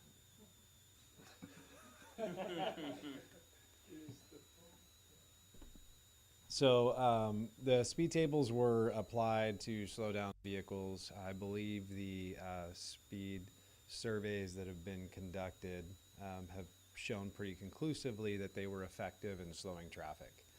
I think we had some insight into this potential of the chicaning around the speed tables. We at the police department get a significant number of complaints from drivers who have observed it, have seen the dangerous driving going around them. We've spent a good deal of time out there. You're going to hear in a minute when I give my statistics report. I can't focus on just one area of the city only, but we do give it a good amount of time. And I've spent a good amount of time out there watching in a marked car, and I observe it. Every time I go there, I observe multiple vehicles will chicane around them. The way they are currently designed, I'm not saying make them permanent or not, but what I am saying is that the offset is going to create the chicane that we have, and that problem is not going to stop without some engineering change in that design. Outside of that, we'll continue to police it. We'll continue to enforce it. We wrote, I believe, 6 or 7 citations last week out there for that very incident. And as we have time, we will give that area attention, but our attention is not the solution to the chicaning. That's all I have. Unless you have questions for me about. Are we adding comment on this or no? Yeah, I mean, it's back to the committee at this Okay. point, unless someone has a question for Chief Cutting. Nope. Go I ahead. I live fairly close to these, and at the time when we had the meeting, I was in favor of it, but I am not anymore. I think it's my own father who was visiting from out of town almost got hit. So I think we need to look into other options, specifically from the chicane. So. Yeah, I think we all know that this was kind of the first big issue that we tackled, and we didn't get pushed into it, but I think we came to a decision quicker than we should have. I like the speed tables. I don't like the offset speed tables. So I guess my question would be, can we make them even speed tables? Because I think the chicaning is going to be an issue, and I completely agree it will keep happening, but I do think there needs to be something there. Yeah, and that's with no offset? no offset. They're Yeah. right next to each other. The and reason we have the offset it's is the fire because of fire. department. Yeah. And all due respect to the fire department, I don't think it's going to slow them down that much. But if that's something that we need to check in with Chief Aker or anybody else from the fire department, I'm happy to do that. But I think the chicaning issue is a larger issue than the fire department, than the ambulance getting out there needing to slow down, costing them 10 to 15 seconds of response time.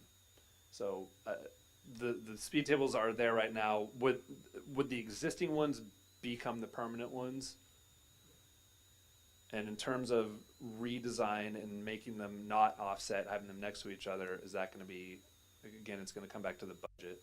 Well, and just that the reason they're offset is it was at fire's request. They did not want them not offset.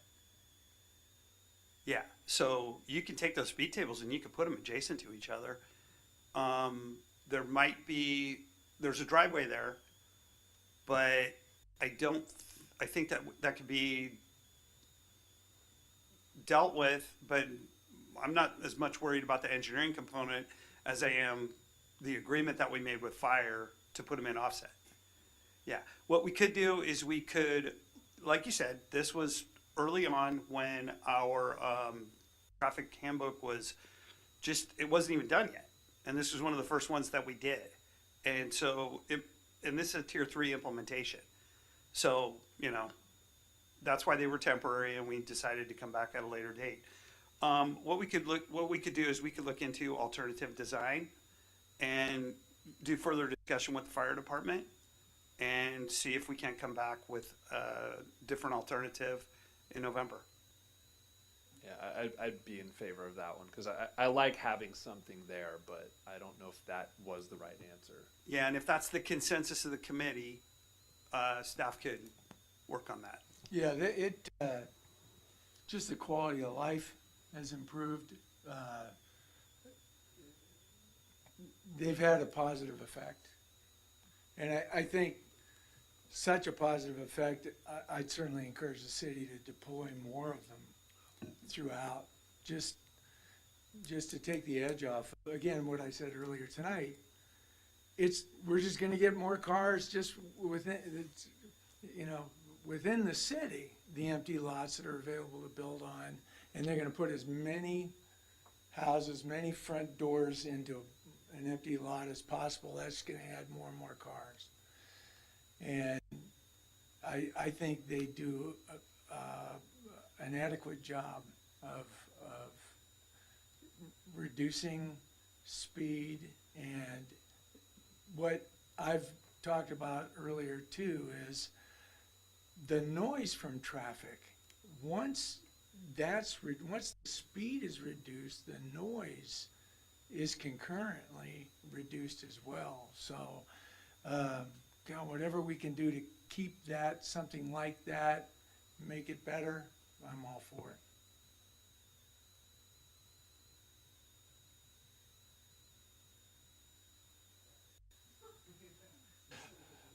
Oh, okay. Then I mean I'm all for having something there, but maybe come up with some alternatives and talk more about it in November. All right. Chief Cutting, just do you have any input if the chicane's removed? Obviously, patrol cars are a little more agile than fire engines, but could have an effect on the deputies. No, I said in the very beginning the impact on a patrol car is negligible to any issue. So if they're parallel to or alongside in a linear line across, it would have no effect on a patrol car. We don't chicane around them now. Not supposed to. It's a little more fun the other way. Those cops treat patrol cars like they're their own.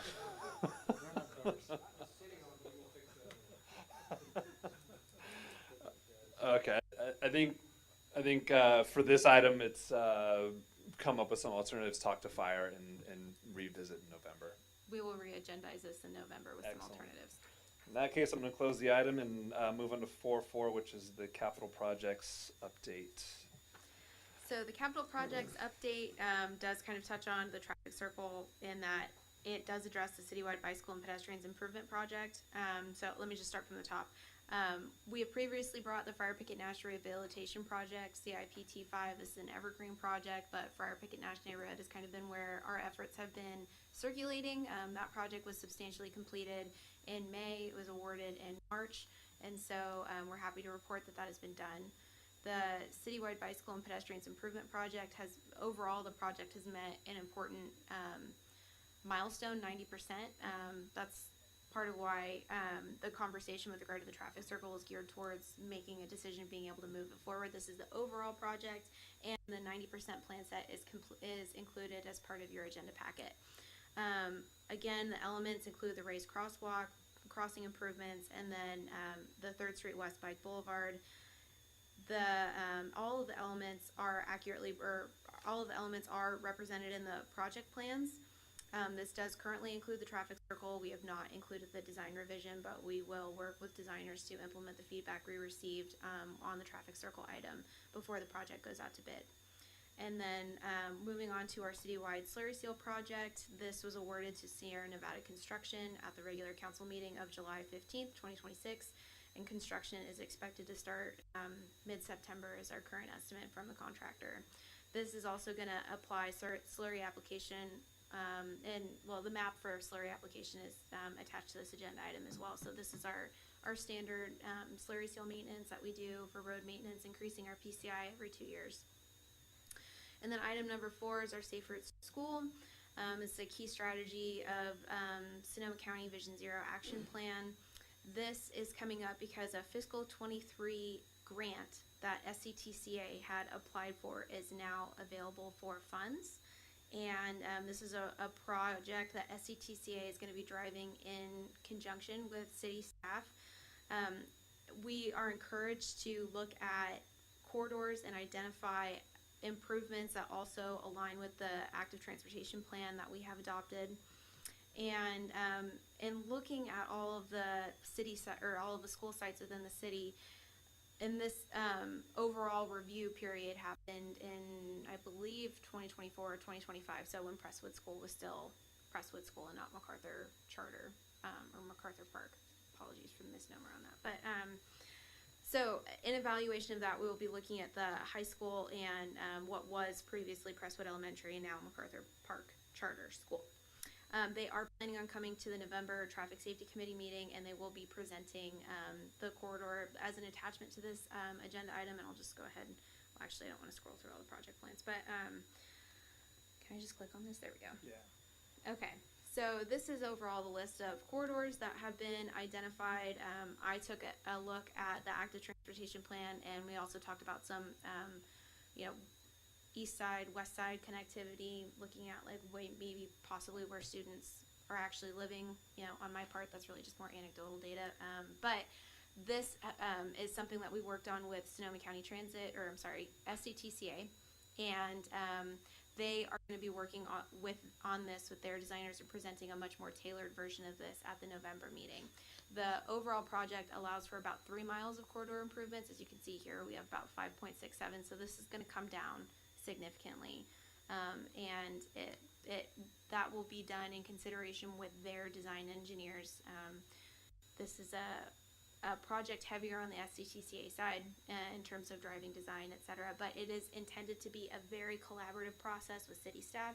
That's part of why they're coming in November, and we do anticipate having meetings with the Sonoma Valley Unified School District as well. So the intention of this is to be very, very collaborative, and the end goal is to have a safe route to school plan that we will be able to apply for future grant funding to actually implement some of these improvements.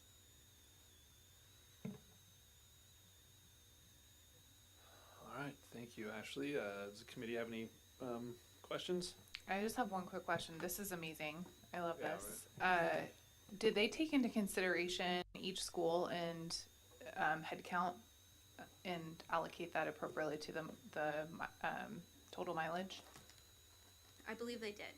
Yes, there was a selection criteria that they worked through in order to come to Sonoma Valley High School and Presswood, and I can pass along feedback to have them elaborate more on that at the November meeting. but it's not gonna be all 5.67 miles. No, it will be limited to 3 miles. Being totally honest, I beefed it up to 6 miles because it covers a lot of east-west connection. I grew up in the broader Sonoma Valley, not necessarily like, city limits, and so, trying to figure out if you're going to focus more on like other areas of town, that kind of thing. But that's something that's going to be fleshed out with their design engineer. So they're going to be presenting a much more tailored version. So not all of this is going to be included because our budget's only about 3 miles.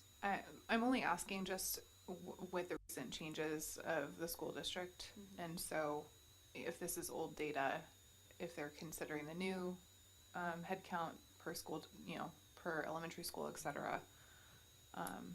Yeah, and that's a great point, and we'll emphasize that so that they're prepared to have a full discussion at the meeting. Yeah. In November. We did let them know about the change that Okay. it would, at this meeting, to come up with these corridors. We did let them know that Presswood Elementary had closed and was replaced with a charter school. I think with the charter, I think it's 200, roughly 200 for enrollment right now, and I'm pretty sure it was close to 300, and a lot of them have been moved to Sasserini or other schools. And so from what I'm seeing here, there's a lot focused on the east side, but I'm wondering if we should take a look at other areas. Just a thought. We can definitely pass that along and make sure that feedback's incorporated.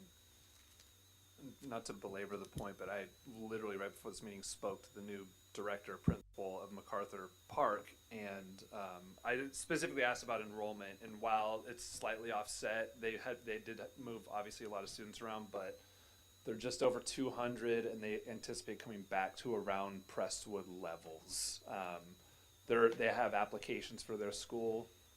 The biggest thing, the ESN students from Prestwood are no longer there, and they've been shifted throughout the district. But the numbers will are anticipated to remain relatively the same, probably down a little bit.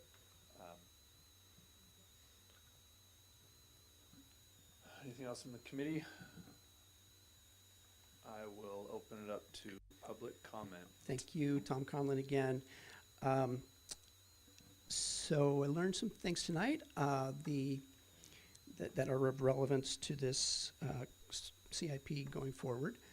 I'm encouraged to hear that the city's considering 16 miles per hour average speed as a threshold for speed bumps if the community members actually want it.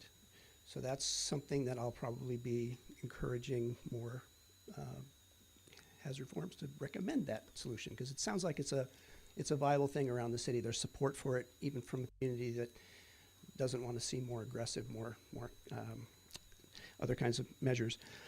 In the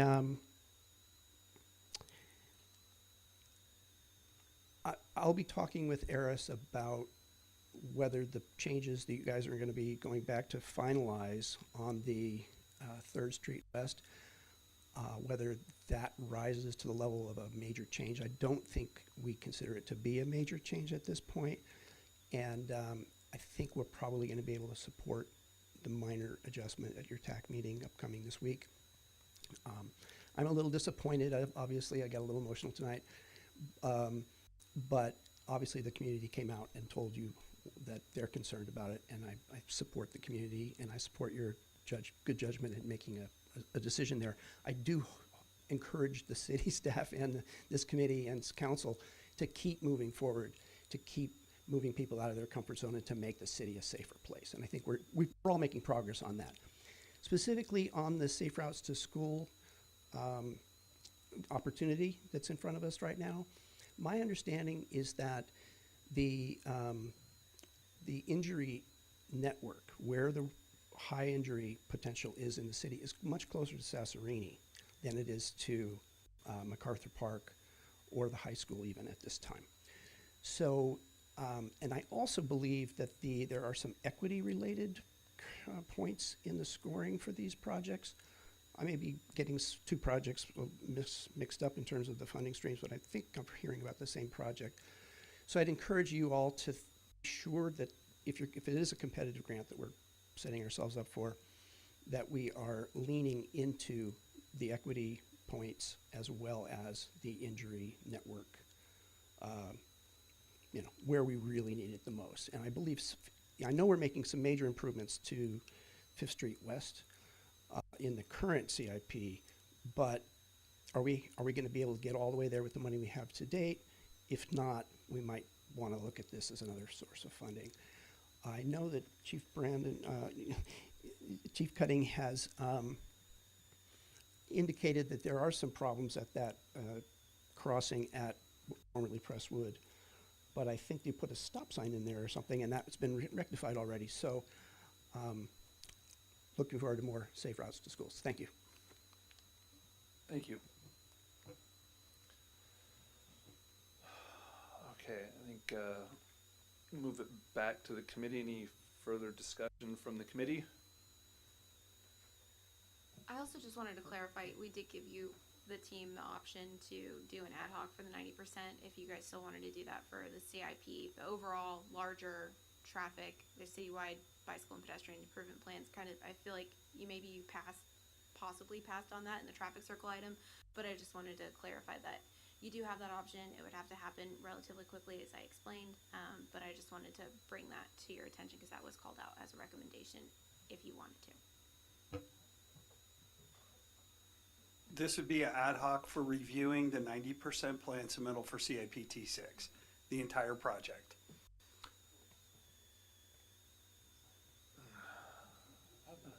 If someone wants to do an ad hoc on this one, I'd love to do it, but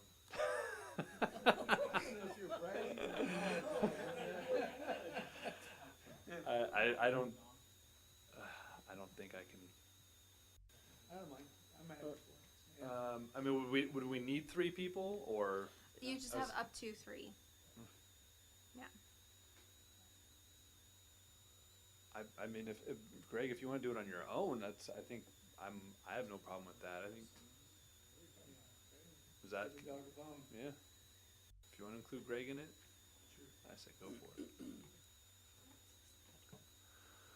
I'm easy to work on. No, that's fine, and we'll do an ad hoc report out in November. Perfect. All right, with that, I will close out this item. And are there any reports or comments from the Traffic Safety Committee? No. Staff comments and announcements. Chief Cutting. Oh, Mike? Right? Point. I will speak quickly, and so if you need me to repeat something, just call me back to it. I was asked to give some statistics related to traffic enforcement. I'm going to give you a little bit more because I think it has to have context into what all goes on in the city, because it is beyond just speeding and stop signs.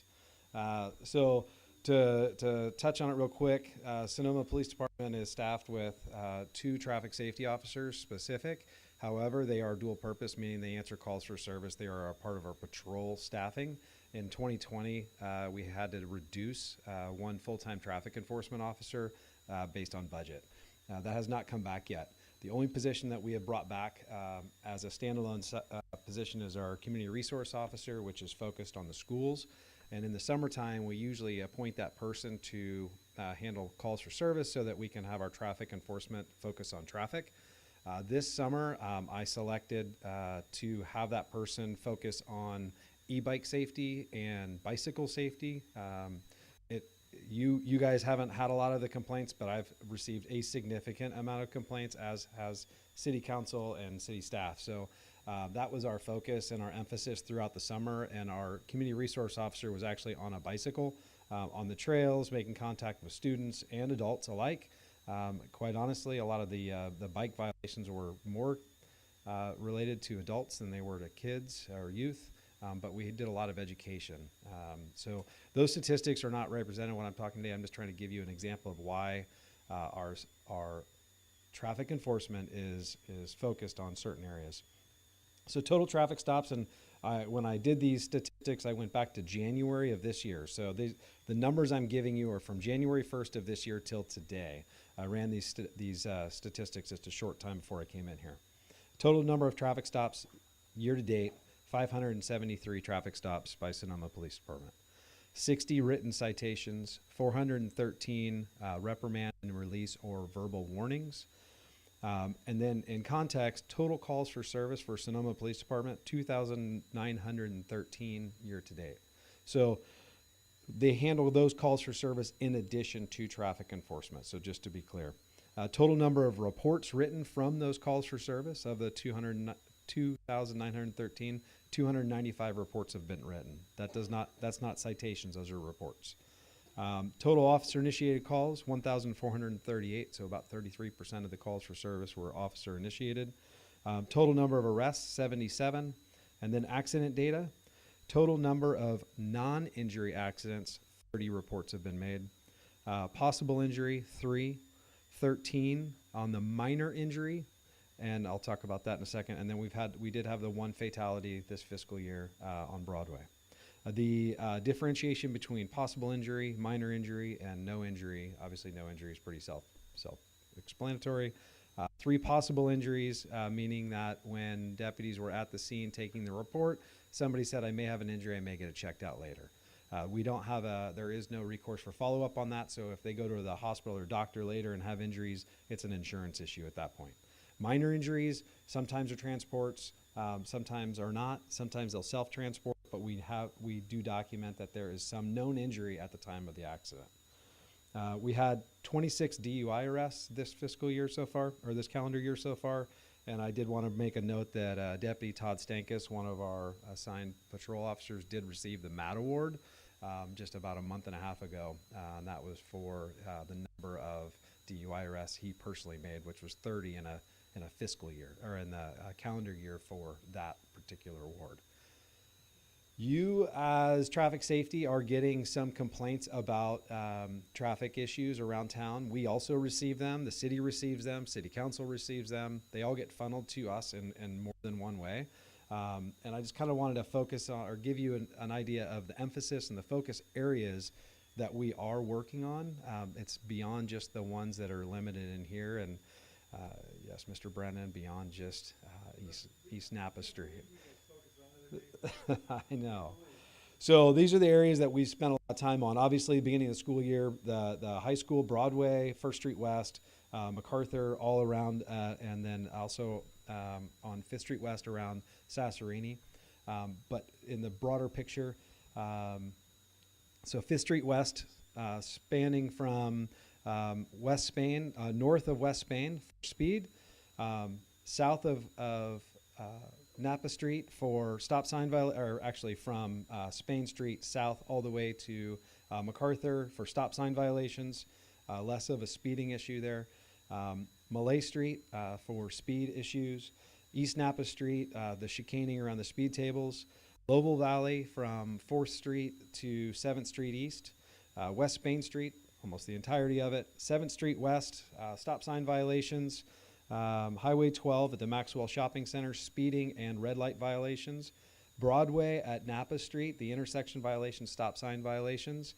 First Street West at Napa Street, stop sign and actually wrong way driving, because it is actually a right turn only if you're southbound and a right turn only if you're northbound.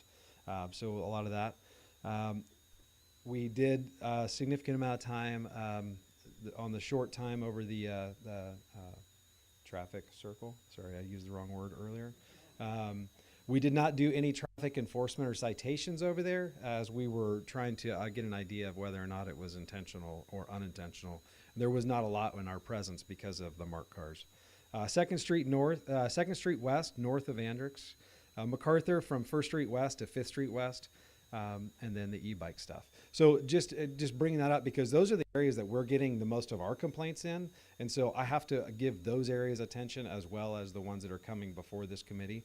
And so I just wanted you to be clear that we're not giving attention to any specific area. We have to give it to everything. And as I already stated, I have 2 daytime patrol officers, one who is supposed to be traffic expert, but we can't just designate them for traffic only. They have to handle calls for service. So I kind of gave you that volume so you understand they have to handle the 911 calls. At the same time, we're trying to do traffic enforcement on an intersection. We often get pulled away from being able to be consistent in those locations. Bringing it back to a lot of the lawfulness of driving around the city of Sonoma still comes into a voluntary compliance. Drivers need to respect the laws, they need to respect stop signs, and they need to follow those laws. It makes it safer for all of us, and it, quite honestly, we can't police our way out of stop sign and speed violations. Do you have any questions for me? Next time I bring statistics, I'll try to give you some comparables year to year so you have an idea. We are increasing a significant amount. I can tell you that our traffic enforcement stops are significantly higher than they were even last year. So. Just real quick, what's your success in movement to getting a court down here? I think you talked about that at one point. Yeah, so we had to wait till the new courthouse opened, which just opened 2 weeks ago, I believe. So we'll reapproach it. I'll bring it back up again with the courts. There's a title for that person, but I'll bring it back up again and see what kind of conversations we can have. I have a lot of support from the CHP office out of Napa who covers our area. They are really requesting it, even more so than we are. Thank you, Chief. Thanks, Chief. Mike, did you have some? Yeah, just a real quick report out. 2 items that have been discussed tonight. One is the 20-mile-an-hour speed reduction project that we've been working on. That's currently with GHD. They had to come out and do speed surveys, and they got to input all that data into the big picture model. And we're going to come back with a recommendation of the streets. This is going to be something we're going to want to get some input on. It's going to be something we're going to want to involve the community in, because basically, why not my street is something that we want to get out ahead of. We've talked to this group before. These are the streets that we have been hearing about problems. They're near schools, they're near hospitals. And so trying to get a nice focused group of streets for that will be the goal. The other one, Ashley already talked about it, it's Safe Routes to School. They'll be here presenting next meeting. This is a big one, and getting out ahead of this, making sure that we've got some community support, community buy-in, comments from the community. We want to have a nice, open, transparent, publicized process. That's going to be the goal, and we'll be bringing that forward at the November meeting for some discussion. And hopefully we have a nice big audience like we did tonight. Thank you.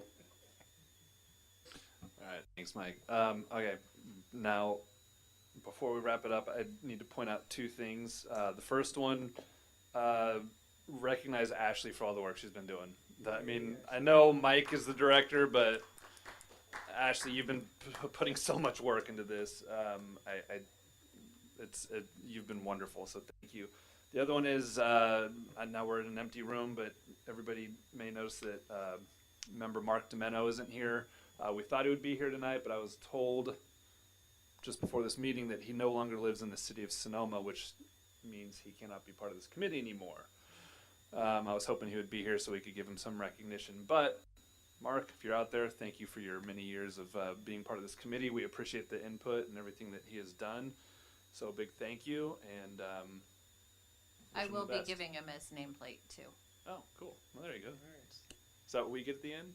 He asked for it. Instead of steak knives? Yeah. And that was it. That's all I have. All right. Adjourned.